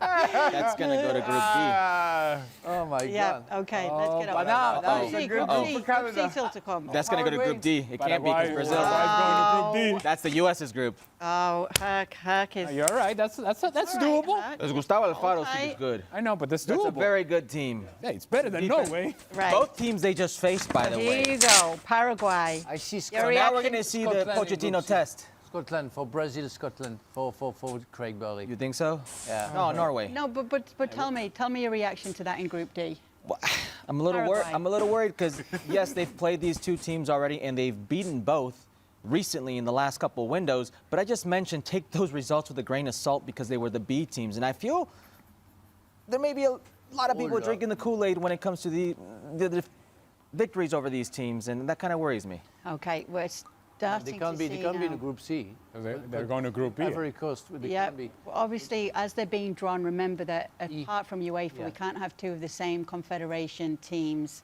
in the same group, and that means that it's Ivory Coast who will be going in Group E right now That's not- with that's not Germany gonna be- and Ecuador. also- That's not going to be easy because Ivory Coast is. That's also Very good team. really This tough. is looking like a very tough group so far, isn't it, Group E? It is. It is. So let's see if we can go back here. No, they're going to skip now. Tunisia is going to go and Group F. Okay. We don't want to put Herc through any more strife. Oh, yeah, Herc don't like any draw. Hercules just shut down his computer and everything. What? Yeah. Is it done? We What? don't want to put him The through ball the and rest pick, of the Herc's like, draw. oh, no. Where are you going? Not too sure who's going to fall there. I wanted to enjoy the draw. Yeah, can't we're, be with you swapping guys. out. you're Herc leaving? here. I have to go. Casey Keller's coming to join us. That's it? That's it. Because All right. That's it. Another former US man, men's don't get national mad at me. team, I but didn't don't do worry. anything. Frank, it was good to see you. enjoy her. Herc's Oh, off the okay. ring the rest of the draw. As the rest of the draw's going on, Casey, let's get your reaction to what we're seeing in Group D so far with the US men's national team, Australia and Paraguay. Yeah, so far so good.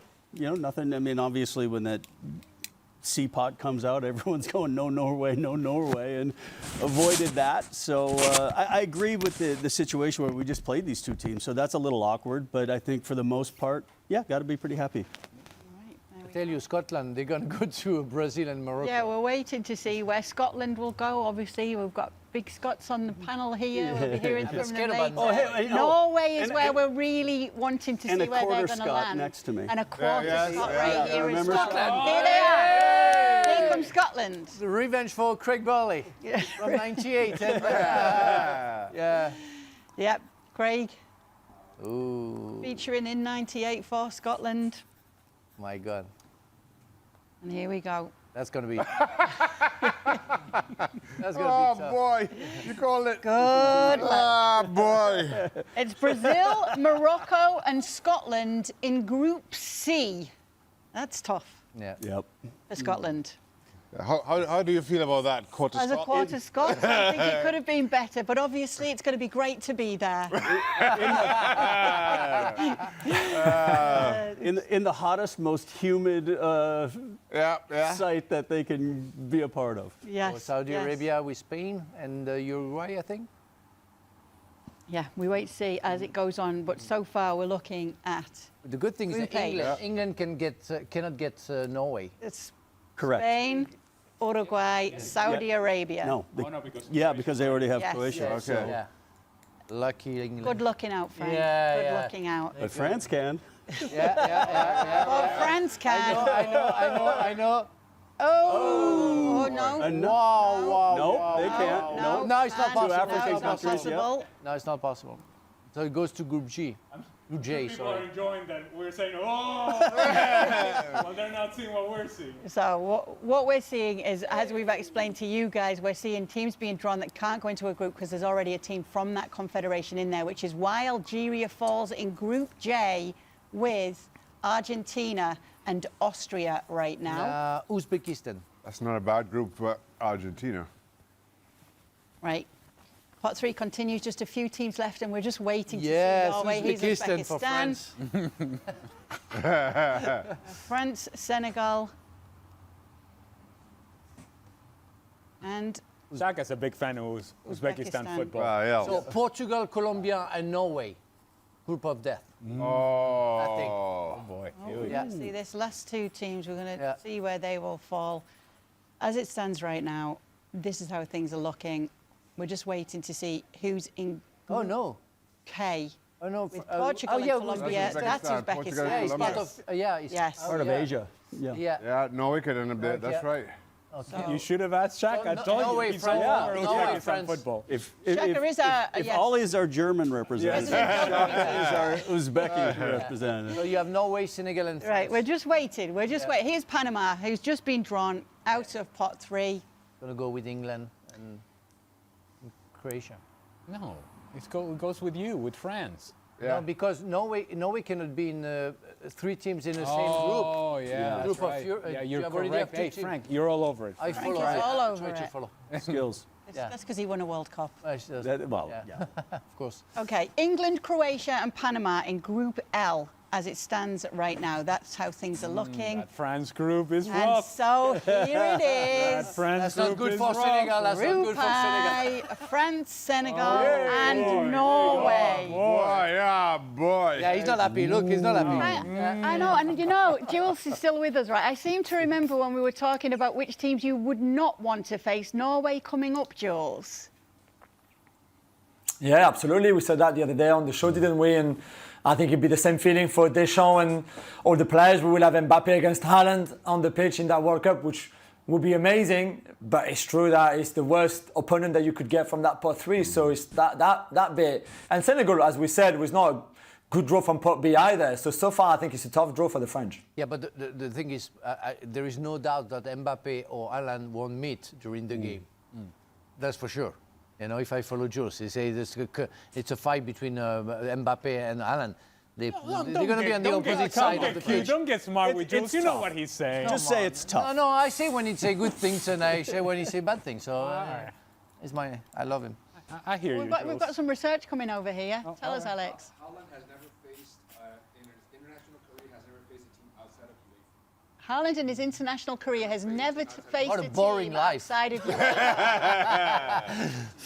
That's not even a career where you didn't beat anybody from the other side of the world. You know, go on. That's a nice little. That's very nice. It's a nice one, isn't it? Well, he's gonna That's why play- I have a nice research team with us. So he's today. going to play against Senegal. Although Frank's showing that he could be on the research team today, isn't he? He's yeah. been carrying us on Frank his did his back. homework.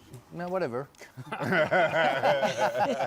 We'll get into some of the next points. Also, Casey's on a number of duties today. He's here, there, and everywhere. He's been on all these news channels. He's got to run off to Sports Centre soon to go and give his reaction to the draw. But we will wait just to see who will be joining the US men's national team in Group D as the pot 4 teams are coming out right now. We're just seeing some nice fluffy pictures of all those teams and what they can offer right now. But let's just speak about some of these groups we're seeing so far, guys. Standing out for sure is Group E, Germany, Ecuador and Ivory Coast. I think that's fair to say, right? Group C, Brazil, Morocco and Scotland. Luis Garcia not too happy with Uruguay in Spain's Group H. Saudi Arabia joining New school, them. Luis. New school wasn't Luis wasn't happy with that draw. But I mean, yeah, Group I, Gab, Norway, France and Senegal, that's strong. That's rough. Yeah, having been on the receiving end of Norway, that is probably the pick of the bunch. But yeah, there's a number of tougher groups. And on the flip side, not that I want to start the conspiracy theories early, it looks like all 3 host nations so far can look at this and say, well, could have been worse. Conspiracy. No, but imagine, That's a conspiracy theory if I've ever That's heard the way one. it works. Imagine Yeah, if that's the way Italy, it works. if Italy goes through and goes to the French or the Brazil group. That's going to be tricky for everybody. Yeah, okay. So, yeah, how are you feeling about the host nations? be all right. for- Italy- across the Italy, board? yeah. Mexico, Yeah. US, Yeah, and happy. Canada so far. Happy with it so far, definitely. And all those guys And will mind be. you, let me just for Yeah. clarification. Casey could not care less about what Mexico's group looks like. I was rooting for Norway on Mexico's group. I was clearly rooting for that. But, This is not like Herculez that has kind of no, not at all. I take the rivalry serious. Some things have to change. Yeah, England, Croatia and Panama in Group L. In Group K, Portugal, Colombia and Uzbekistan. And we're just getting ready now. This is pot 4 where there are teams that we already know and other teams where it's obviously who are going to win the playoffs, which will take place in March. So this is where we will learn, if they are to make it, Gab, the fate of Italy as well. This is pot 4, the remaining nations as it stands right now. Nations that you've had a few things to say about from those that have featured so far. Shaka, so lovely and so well the other day. I know you've got a bit of a soft spot for Curacao right now. Yeah, Curacao in their first World Cup. Again, one of those nations that will enjoy the experience, or hopefully just enjoy the experience. No expectation at all on them. On the one hand, maybe playing without that expectation is a tricky prospect. Unlikely saying that. Dick Advocat as their head coach brings a lot of experience, but you just wonder if this is a step too far for Curacao. Haiti have experience at this level, but again, I'm not sure how good a Haitian team this is, though to their credit, played none of their World Cup qualifiers on home soil because of the political situation there. They may prove difficult. Cape Verde, their first World Cup, they've been the surprise certainly of African qualifying. There are just so many good stories to come out of this. But again, as we spoke about almost from the top, in this expanded format, you're trying to avoid that embarrassment. And while we can talk about the good stories right now, those teams have a lot of work to do between now and next summer just to ensure that those embarrassments don't land on their doorsteps. Well, the tricky draws just happened for the host nation. Can I just So say, yes, this whole host nation conspiracy theory, you can throw that out away because Canada may have just drawn Italy. If it is And to be Switzerland. Italy, Yeah. who would go on to make that? It could be Italy, it could be Northern Ireland. Jesse yeah, Martin Jesse Wales. was so excited, And it and could then be it Bosnia, just Herzegovina. his heart just sank. So, Gab, if Italy are to make it, they're with Canada, Switzerland and Qatar. Well, we don't like playing Switzerland ever, but yes, if Italy were to make it. And by the way, let me reiterate, what an embarrassment it is to see your country, winner of 4 World Cups, being represented by UEFA Playoff A. I don't want to see that. But yes, should Italy make it past Wales and Northern Ireland and Bosnia and Herzegovina, both of them, this would be on paper an easier draw than what might have been. If Italy, Italy goes through and get qualified, I think they're going to be the favorites with Switzerland, and Canada won't be. So Curacao now will go to Group E. Is that what will probably happen? Yes, so Curacao have just been pulled out of the pot. Don't get ahead of Group C with D as it stands right now. They got In Haiti. Group C, Haiti C, have I know Haiti landed that they with got Brazil, Haiti. Morocco, We haven't and talked about it? Scotland. correct. Fair enough. Scotland. Curacao will be in Group E with Germany and the Ivory Coast also in Group E as it stands right now, and Ecuador as well. Well, So- thanks for coming, Curaçao. We appreciate your efforts. It's been a great experience. We can go back to my theory on facing some of the big Now, teams. now, At least Gab, if here you're there, comes that's New what you're gonna Zealand get for to the see. U.S., and you can go full conspiracy theory. Let's see. No, they cannot because Australia. They get. Oh, that's yeah, so they cannot. They're get- different. Australia's in Asia. Australia's Asia. Australia plays in Asia. Even better. Are you kidding me with this group? That would go for Group D, right? Bolivia.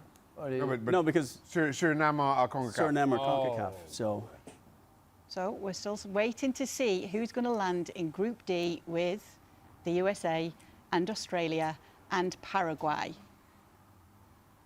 More are being drawn as we speak to you now. We're looking at Group I, which is France, Senegal and Norway. That very difficult group so far. It would be the winner of boy. playoff 2. Iraq, Bolivia, and Suriname. Yeah. I think you'll be all right, Frank. Don't worry about it. You're all right. You're gonna pull it. You're gonna pull it together. You'll be fine. That would be nice if the Netherlands would have played Suriname. That would be interesting. Cabo Verde. Yep. It can be that for goes USA. to you, right? that goes to us, I think. Yeah. USA. Okay. Right. So there we What go. a group. That's US, man. Let me tell D. you. Yeah. Lucky, Let's get your lucky reaction to it United then, States. Casey. It's set. What a group. It's about as I think as No. No? No? No. Group H. Ah, no, they cannot get it. Saudi Arabia, Uruguay, and Spain. Luis is happy. Good job we know what we're doing. How come? How come they cannot be with whatever. You see Luis's excitement over there? Look, look. He's changed over Yes. All right. Listen, it's good to have Uruguay to keep you on your toes, but after that you give me a little bit of peace. you Yeah, know what I mean? Louise is feeling okay with Group H right now. That's where Cabo Verde will fall as it stands right now. Never seen We're still Luis away. dance, but I want to see it again. There's still time for everything. That should be for USA, no? it could be no European team. be. So Yeah. You don't Yeah. want- So winner of playoff C in UEFA, which is Turkey, Romania, Slovakia and Kosovo, all potential teams that will be making it from playoff C right now. Yeah, it could be a tricky one, that one. Yep. I mean, if Turkey go through, that means the U.S. would have played in recent friendlies against all the teams that then they would be playing in the World Cup. So And the Is that a Turkey good game- thing? the Is that a Turkey good game thing or didn't bad go the Turkey well. game Is did that a not good go thing or a well. bad Yeah, thing? is that a good thing or a bad thing? So Turkey is almost the favorite of the group. they go through. Look, it definitely adds a little bit more difficulty than what could have happened getting a European playoff qualifying. But in the end, I think if Pochettino's looking at this, you got to say it could have been a lot worse. So it was a pretty favorable draw. For Group F, we're just winner of playoff B in Group F. We get to say goodbye All right. to you that's now, it. Thank you. Casey. Yep, There's I'm more out here. Casey later, All right. don't Thanks for worry. coming. We Good luck. appreciate it. Lots All of right. draw Let me know how coverage for you Venezuela today. does. Well, thank you. Across the That was unnecessary. Ali, because you ate all your food and did such a Unnecessary good job, you get to shots come on the big table, okay? So wait a second. Do I take this with me this way? Yeah. You know what? I'm gonna do the jump along. Ah, look at that. Here he comes. We're getting in the final groups. Just Group G, Group J, and Group L to be decided as it stands right now. And then we're going to have a bigger picture of what we're looking at in the draw. Here's Group J, which is Argentina, Austria, Algeria, and Jordan. Not a bad group at I all. don't know where Ghana stands, but at the time, you know, in some recent past, they had a very good team. Yeah. So that wouldn't be a very good draw for England As to a have Croatia and Ghana, I think. Agreed. We bring it. Waiting now. We are bringing it, aren't we? Well, we are bringing it. Kind of, sort of. I mean, Luis was dancing, so that was good. Which we're That waiting brought a to- little We've bit of seen you juice. dance on air before. What's standing out?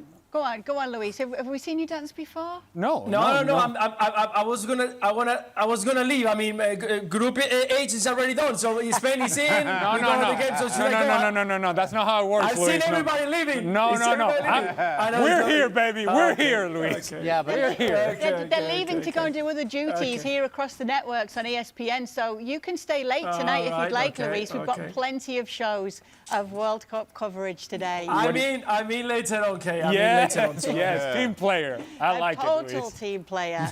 A total team. And let's not forget, while we were recently in Spain, Luis Garcia bought burgers for us all, the whole team. Oh, what Late is at night. That's McDonald's? very nice. Yeah, very nice. More or less. I'm gonna say that's like the pot 4 of meals, burgers. Yeah, that's. Here we go with the last one. Now we're finding out where Ghana You see, are going to be. it's going to be for L, for Oh. England, L or G. No, not G. No, it can be. Not It J, cannot be. can't It be has G. to be. It has to be England. Yep, Group L. Yeah. So Thomas Tuchel playing his poker face as it stands very right serious. now. Just as serious Very as Nedum. serious. Group L. There we go, Nedum. Ghana, England, Croatia, and Panama. Yes, I think I have a lot of Ghanaian brothers and sisters, friends, cousins, everything who have been sort of winding me up just a little bit since Nigeria didn't qualify. So maybe in this instance I'll be rooting for England particularly heavily in that game. But overall, I think the group itself, they will take that. I think there's going to be contrasting styles when they play Panama, when they play Ghana. And I think if England do perform to their best, yes, they will make it through the group stage. But it's going to be interesting because they're going to have to do it in different ways. But yeah, that's a great game for Ghana, by the way. Ghana versus England is not a fixture we see very often at all. Oh, yeah. I think for all the diaspora, especially the people living in England, that is a huge, huge game. And there are going to be so many eyes on that, not just in West Africa, but around the world as well. Yeah, so that's how Group L shapes up. And now all of the groups have shaped up. And this is the picture that we're looking at. We know who the host nations will be facing. In terms of the host nations, it's been favourable. It has. And if you're the United States, you avoided some bigger teams, some bigger names. Yeah, Turkey maybe in your group if they win their playoff. But honestly, coming into a draw, I don't think that you could have expected for much more of the United States. This is a very accessible group. It's a very gettable group. doable. Very doable. On the other hand, it actually puts pressure on the United States to not only get out of the group, but actually situate and place themselves in a position in which maybe they are controlling their path in the World Cup, in the competition. You have that chance now in front of you, given the fact that this is a very accessible group. Yeah. And again, it depends on the game that you have and the chronology of the games that you have. Because if you play Australia, Paraguay, and maybe Turkey at the end, that might count for nothing. So it's the most difficult game. Maybe the third one is not really a problem. But if they start with Turkey, let's say Turkey gets qualified, and they play the first game against Turkey, and you lose, the pressure can be huge. But I think as you look at that group, and I absolutely get your point, and first games are normally a little bit cagey affairs. If you're from a US perspective, out of that three, Australia, Paraguay, and again, let's assume that Turkey go through. Who would you like, if you could handpick, who would you like to play first out of that three? Man, not Turkey. Yeah, I think if you're the United States, you want to open with Australia. Yeah. Not that they're an easy team to play against, because I do think that they can pose some issues in the fact that they'll put numbers behind the ball, and it's going to force the United States to do something that they don't usually do naturally, which is be proactive with the ball and be the ones that have the responsibility to create chances and to score goals. But the United States are going to have to do that whether they want it or not. Being a host country, they're going to have to propose something different than just sit back. And it's something that Mauricio Pochettino has been selling, that no, we're going to go play, and we're going to have the ball, and we're going to go press higher up the field. Well, you're going to get the chance to do that if indeed you open up against Australia. Then that sets you up for success if indeed you win that game, and then you start sort of addressing what happens next. As it pertains to whether the last game is Turkey or not, I know we're sort of getting ahead of ourselves. Whoever that last qualifier is, we go back to that initial conversation that we just had, in which you're trying to speculate with that result. And what is it that you do with that last game? If you're a host country, and let's be ultra Mr. Positivo here, super positive and optimistic about the United States, and they won their first couple of games, and you can control what the path is, then you make that decision then. But that's a decision that you earn the right to make given your two initial performances. So we're getting go. Sorry, I was to say, to that point, as much as we're talking about this from a U.S. perspective, this group from a U.S. perspective, all four of those countries are looking at this group and thinking, we could get out here. Yeah. All four of those teams realistically are thinking, we could get out to this group.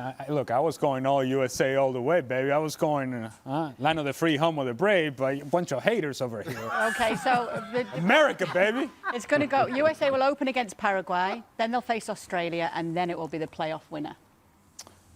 That's very doable, and they have played those teams, and it's a point that I think both Herculez and Casey made. They have played both of these teams in preparation. So when we were saying around those games, hey, these are the sort of teams that they're going to play in the World Cup, they're actually the teams that they're going to play in the World Cup. So there is knowledge, there is understanding, there is scouting. You've actually had experience playing against this team.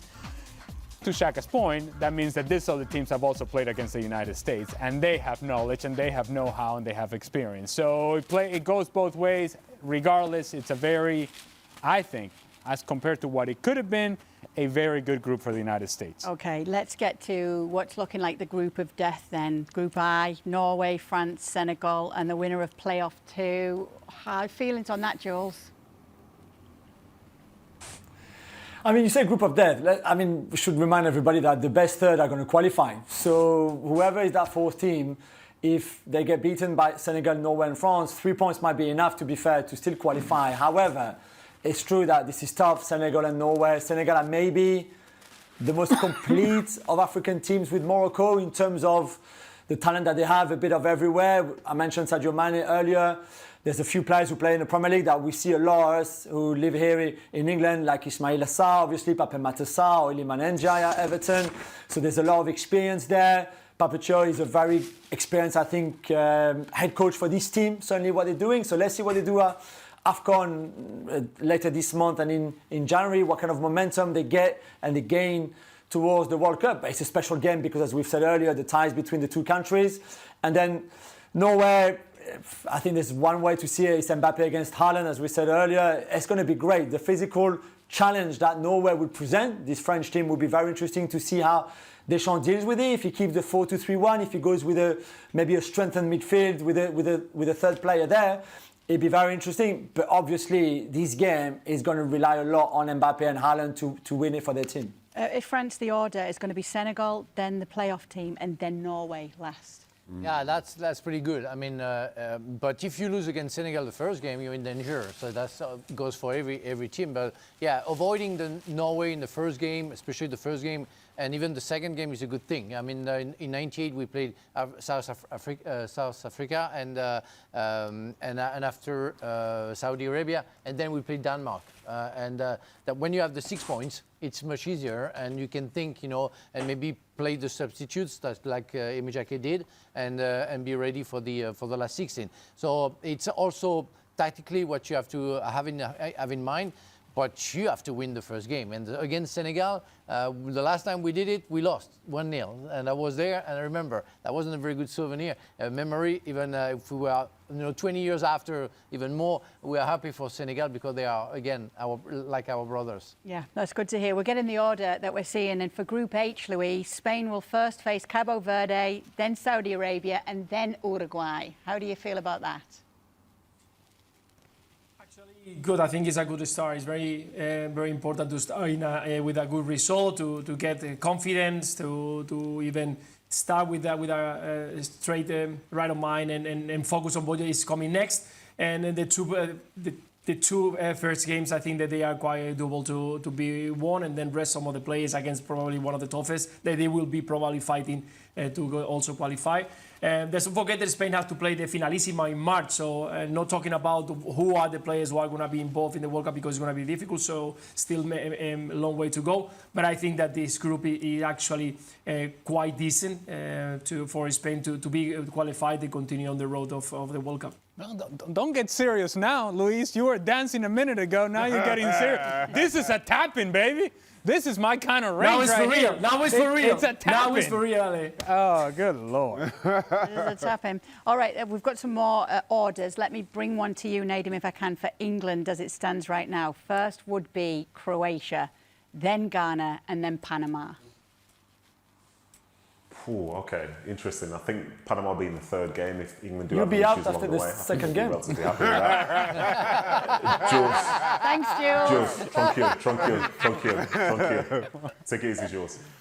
But yeah, having Panama as that third game is a nice little buffer just in case the worst does happen. But I don't anticipate that being the case. So yeah, it's good that that's the order. But I think England handle business, start strong, continue strong, lift the trophy, get on the flight. It's coming home. Oh my goodness. Okay, if, and the big if, Gab, but let's just humour it. If Italy are to make it, this would be the order for them. Canada, then Switzerland, then Qatar. Does it matter? First of all, you're very lucky that I'm engaging with this because I am not as superstitious as most of my countrymen are. But yes, purely hypothetically, the qualifier from UEFA Playoff Path A, I think that would probably be a fairly good way to get into it because you can draw the first game, then get all paranoid, and so you end up drawing the second game or even losing the second game because it is Switzerland who loves to screw over Italy whenever they can, and then you go and beat up on Qatar in the third game. Look, I think this dynamic with the third place teams, and I know it doesn't concern the bigger countries, probably, will be fascinating because just a win is just 50% more valuable than 2 draws. So hopefully that'll generate some attacking football from some of the smaller countries anyway. Can we talk about the fact that it is Haaland against Kylian Mbappe, though? I think that's... Don't, because Frank gets annoyed. They're going to be on the other side of the field. They're going to shake hands at the beginning of the game, and then they're not going to see each other. No, I don't understand. But you know it's going to be the headlines, isn't it? Yes, of course it is. It has to be. I mean, those people are the most valuable players, and we all know that people, they come to the stadium because they want to see players like that, and it's going to be very interesting. And those players, they are machines in terms of scoring goals, so it's going to be very interesting. But I mean, talk to Konate, Saliba, Upamecano, and they're not going to agree with that. And the other side, I don't know who's going to play centre back for Norway. They want to shut down, Mbappe and or Haaland. So it's going to be very interesting to see the two forces, fighting against each other. And you have to respect Norway. Norway have shown during the qualification that it's a big team. But the World Cup final, it's another competition. Here's our poll, a live poll for who is going to win the Golden Boot during the World Cup. Oh, Kane is fighting hard, Kane is fighting hard. However, Mbappe is leading proceedings at the moment. Haaland behind him, and 32% have gone for other. Who would you go for, Shaq? I'm Kylian Mbappe. And in terms of the comparison between Kylian Mbappe and Erling Haaland, without question, the 2 best goal scorers on the planet, in my opinion. But I lean Kylian Mbappe because I expect France to go further in the tournament. And so as a result, he would have more goals, he would have more opportunities to score more goals. So Kylian Mbappe, for me, is where my vote goes. You got to be weary, and here's a name from the past, you got to be weary of the Oleg Salenko story, 1994 World Cup, in which the guy scores, I believe it was 5 goals against Cameroon, ended up scoring 6 goals in the tournament, and he is the Golden Boot winner. So if indeed that is what could potentially happen in the early stages of this competition, that you may have one of these games and one of these teams that may take a beating, like Frank was talking about, like Shaka was talking about, somebody that loses 6-7-0, and one of those players from one of those teams scores 4 or 5 goals, and they don't win in their Golden Boot. That's a very good point. Well done, Ali, because... Well, thank you, Frank. No, thank you. No, I'll be here all day. For the first time in that show, and somebody makes a very good point. But it's true that you win 10-0 and you are, a good player, but not a big player, but you win 10-0 against Garcia and you score 6 goals and you become the Golden Boot. So, but I expecting somebody, Gab can talk about Toto Schillaci, where nobody expected him in the 90s, and ending up being the Golden Boot for that World Cup, I think. You mean when Italy were good? Well, not good enough to not win in our own soil. That's it. It's okay. I only go there because Gab has gone there himself today. He's very annoyed with his national Because team. her husband is now. Italian. I thought No, we won't go there. He's not even interested at all. Who's your Golden Boot winner, Luis? Lamine Yamal. Yes, I think he's got everything ability. No, I was thinking about it, Lamine Yamal, but I don't think that Lamine Yamal is one of those top scorers. He's more a threat. He's more a player who can create and assist more than he doesn't have that something that you need to have to be a top scorer. He can be, of course, because he's so much talented.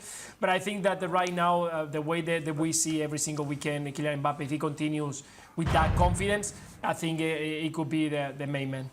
Okay, we're getting some nice little stats here coming to us in terms of Group C. Brazil all-time against teams in Group C. That's what we're looking at from Alex and our research team. Brazil's unbeaten in 9 matches all-time versus CONCACAF teams in the FIFA World Cup.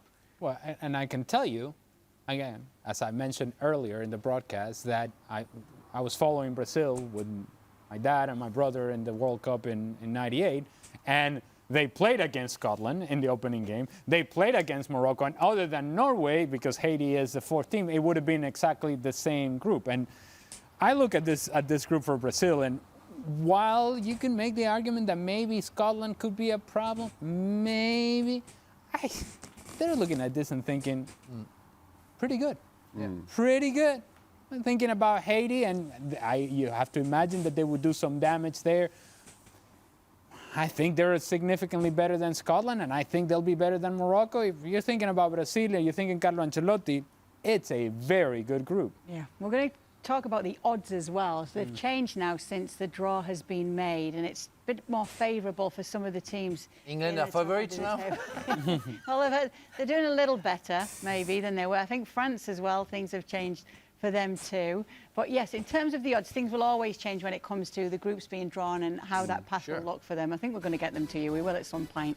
Here we go. This is what we're looking at. It's more a numbers game at this point as it stands, but that's what things look like at the moment. Who wants to say something there? Was that Gab?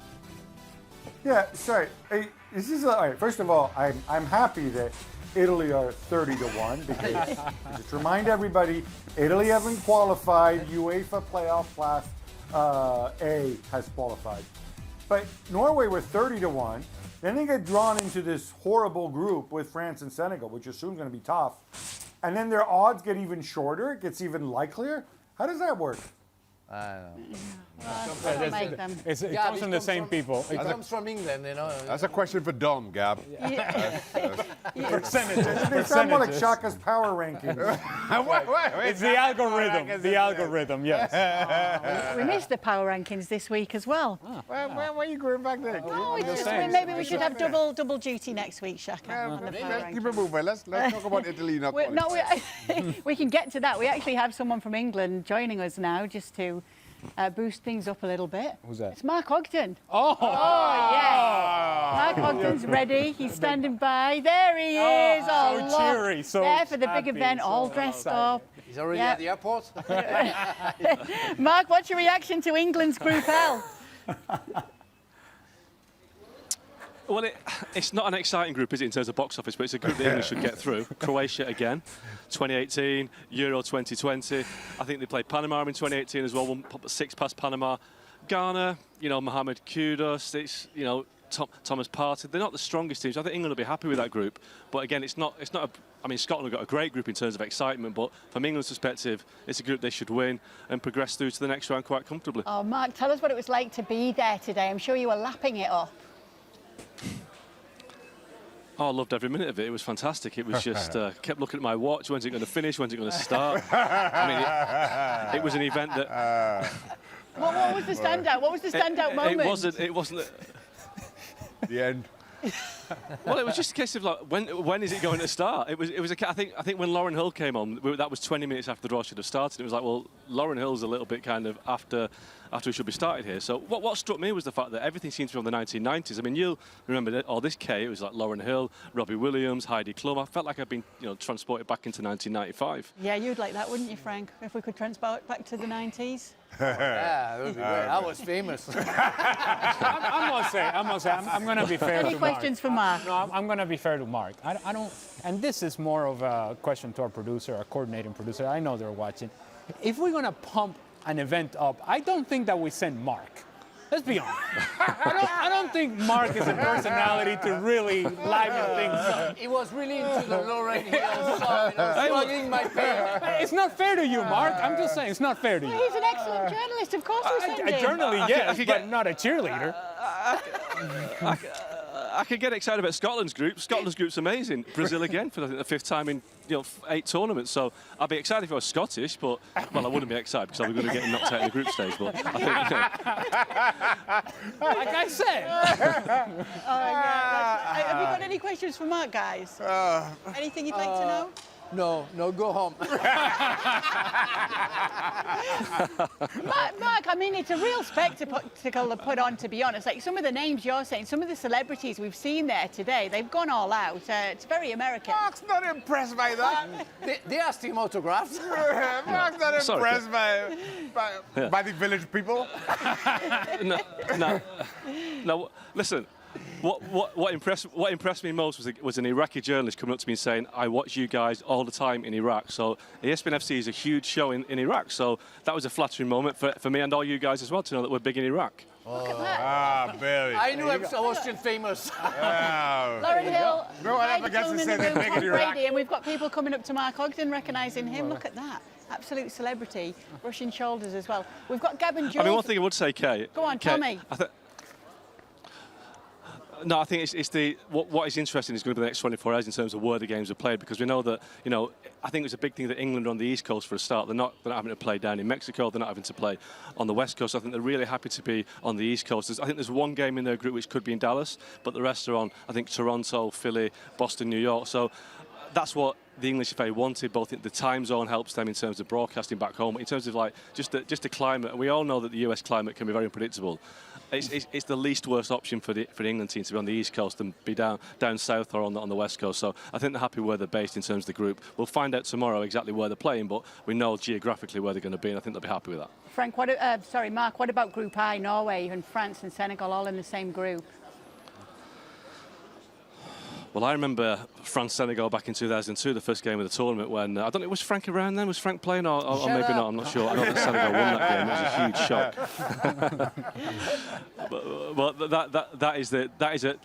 They're the best team in Africa, obviously Norway with Erling Haaland. That is a really, really tough group. I think France will get through. But what a group, Mbappe versus Haaland in the same group. I mean, that is, talk about box office. We're all talking about Messi and Ronaldo at the World Cup, but Haaland's there for the first time. Haaland v Mbappe.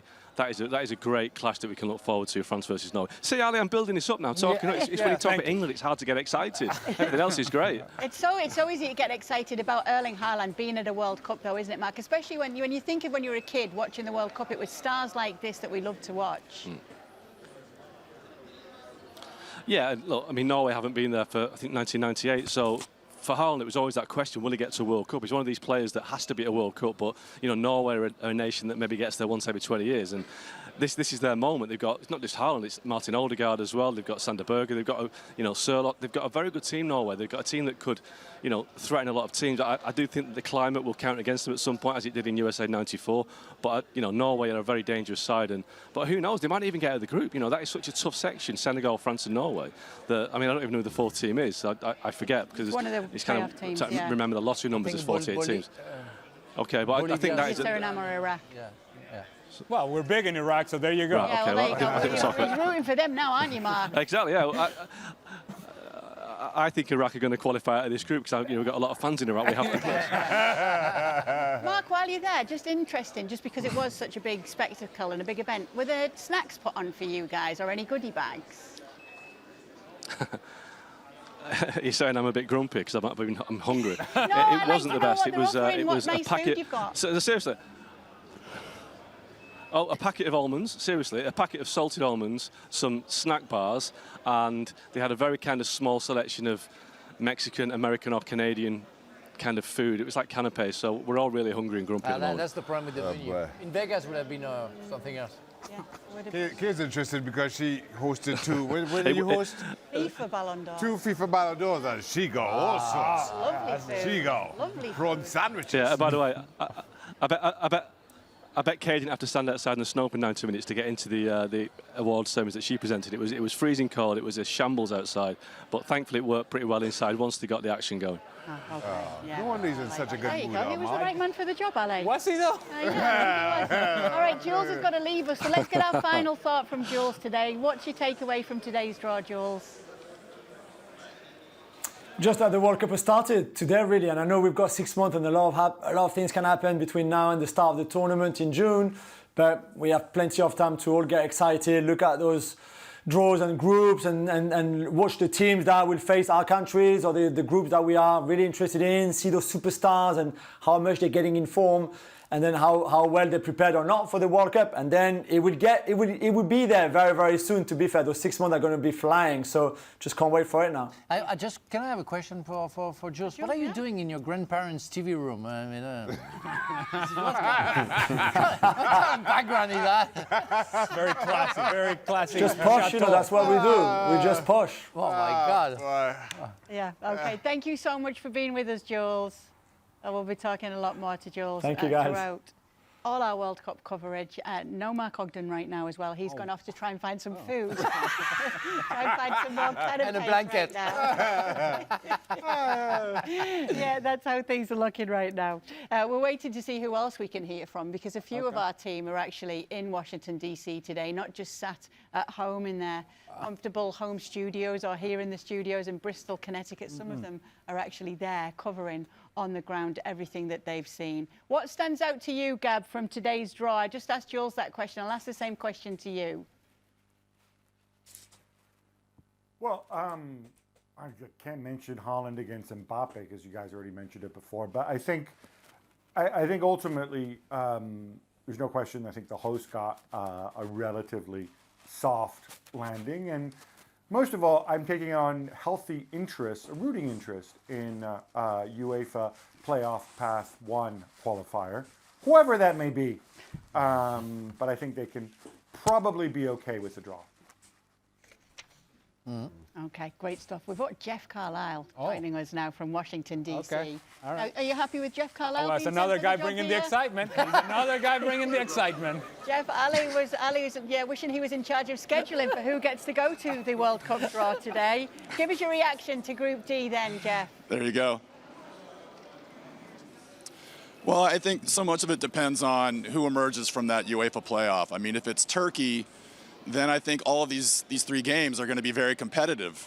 That if it's not Turkey, then you would have to say that the U.S. should very much emerge from this group. I mean, they would be heavy favorites to do that. But, you know, again, these it's like it could be a rematch of 3 teams that they played in the last year. They've beaten 2 of them. So, again, I would expect the U.S. to get out of that. It could have been far, far worse. You know, they avoided Norway. They avoided Italy. But, you know, again, there are going to be no easy games, you know, in this group, I don't think. Again, especially if Turkey is the team that emerges from that playoff from, you know, UEFA Path 3. Jeff, we asked the same question to Casey. Is it a good thing or a bad thing that you faced these teams recently? Because obviously you know them better now, but they know the US better now. Yeah, but I mean, Mauricio Pochettino has been a chameleon tactically. I mean, sometimes he's played 4 in the back, and sometimes he's played a hybrid, and sometimes he's played 3 in the back. So, I mean, he's got a lot of tactical clubs in his bag, and it's really going to be up to what he decides to do on the day. So, I think it helps the U.S. a little bit more. I mean, obviously, those opponents could change their tactics too. But again, I think, you know, Pochettino, you know, he's made this team very flexible, both in terms of personnel and in terms of tactics. And so I really think, you know, having played these teams before, you know, it is to their advantage a little bit. I mean, again, it's not a guarantee of anything. These are seasoned teams that have, you know, gone through the grind of World Cup qualifying. And, you know, they're not going to be easy games by any means. Pressure to win the group, though, Jeff? Well, absolutely. They're hosts. I mean, I think anytime you're the host country, there's pressure to win the group. Especially, you know, when you're the United States and, you know, you've been able to get out of groups, you know, during the tournaments that they've actually made it to the World Cup. I mean, the 2018 cycle is the one exception to that, of course. But, I mean, this is a team that its recent history in terms of the World Cup tournament they've been able to get out of the group. And so, I think that should be the expectation. I mean, that should be the bare minimum.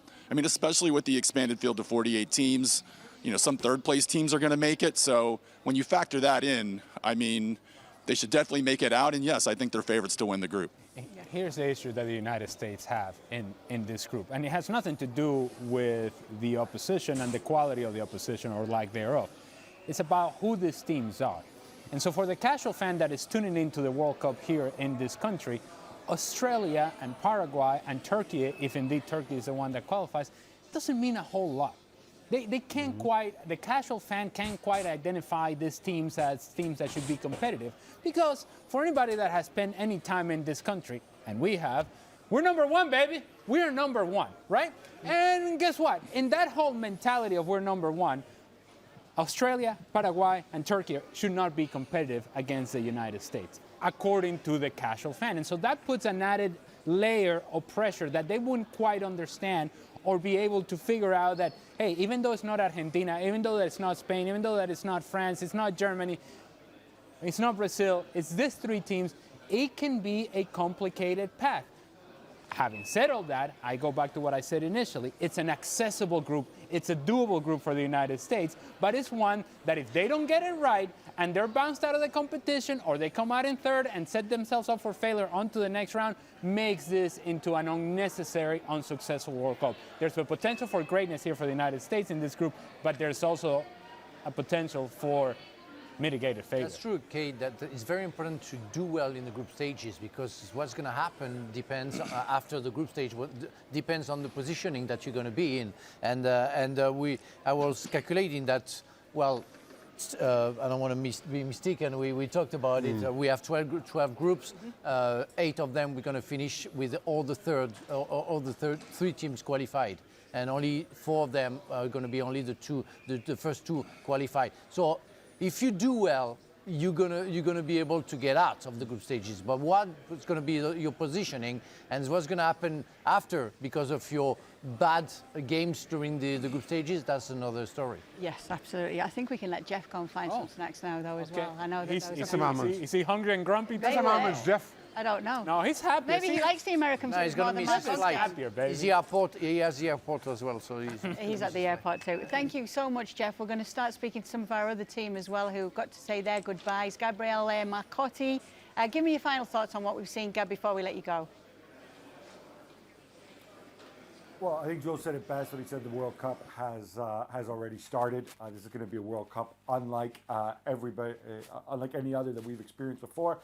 And I also want to give a shout out to FIFA, who, as Gianni Infantino reminded us, has been the official supplier of happiness to humanity for the last 100 years. Let's see if they can earn their contract renewal for the next 100 years.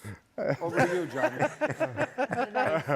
Okay, Luis, final thoughts before we say adios.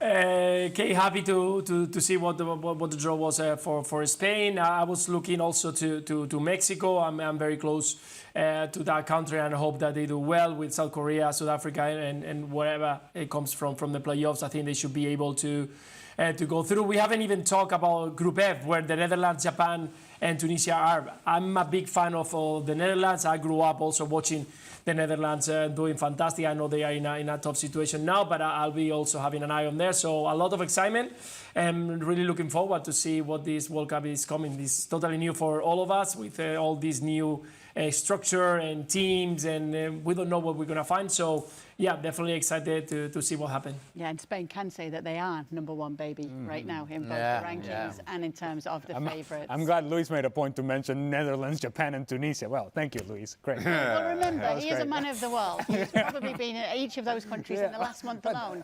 Nedum, your making appearances over there or what? Nedum.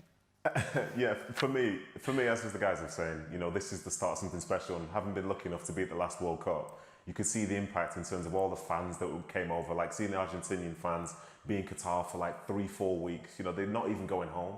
And you see the connection, the fact that this is such a huge global event, and the feeling is excitement, whether you are, from Curacao or whether you are, say, from France, because you're thinking, this is the journey. You know who you're going to play. For France, maybe the dream is to win the World Cup. For Curaçao, it's just to be there. But the fact is, it's the World Cup. It's the pinnacle, in my opinion, of football itself. And yeah, I'm hopefully going to get the chance to be there and see some games as well. And it's going to be a lot of football, but I'm very ready for it. Yes, we are ready for it. It all feels a bit more real now, doesn't it, Shaka, now that the draw's been made? It really does. And you see these groups and you're trying to figure out which are the hardest groups, who had it easy, whether the Netherlands had it easy or not. And the other aspect of this, and why, as everybody's saying, the World Cup starts now, is everybody's going to be sitting down, looking at teams in their group. Before he started the World Cup, Luis will know all the players for Cape Verde somehow. You're figuring out not just individual games and the scheduling of them, but which cities they're in, the humidity that comes with them. There is just so much that goes into this expanded format, a tournament here in the US, US, Canada, and Mexico, and everything that comes with that. And you have your favorites and you start focusing on all the different twists and turns that come with this tournament. And it's going to be very interesting to see. I was just, because we received somebody from Haiti in some shows ago, and Haiti will have a chance to play against Brazil, Morocco. That's simply amazing. And Scotland. And they're going to play against Scotland. So it's pretty amazing, and I think about them because they're having a hard time. And it's always a dream for those players. Not expecting to see that. I just hope, as we said during the old show, that they're going to be okay. Yeah, it was lovely, wasn't it, when we were spoken to our friends in Haiti. I just want to do a final say on Argentina. It's gone by just that little bit. We're talking about them defending it. Austria, Algeria and Jordan in Group J. Well, that's why we haven't mentioned it. Yeah. You want to repeat that again? Yeah. Austria, Algeria and Jordan. Are you playing Mark Ogden or what right now? No, but because... He's hungry. No, I could very well be, but no, that's not the case. It's just that Argentina... Austria, okay, you can make the argument that could be something that potentially could be problematic, but then beyond that, Algeria and Jordan, to sit here and try to make an argument those are going to be competitive games from Argentina, it would be lying, and I'm not a liar. Many things, but I'm not a liar. And so Argentina, if you're sitting back, and Lionel Messi sitting back in preparation for MLS Cup, which they're playing tomorrow against Vancouver Whitecaps, I'm thinking he's not in the team hotel going, oh, what are we going to do? Am I going to be able to overcome this pressure of this World Cup draw and be able to perform in the MLS Cup? To me, it feels like Argentina looks at this and says, yeah, we're ready for that. He's not a liar, but he was a cheater. A diver. He was a striker. A diver. We won't draw it out any longer because we have had food delivered. Eat your heart out, Mark. To go and grab some of that food and refuel, because we will be back with you on ESPN 2 for those of you watching us in the United States. Make sure to catch us for the World Cup draw reaction and get Craig Burley to Scotland's group. 4 p.m. Eastern. We'll see you there.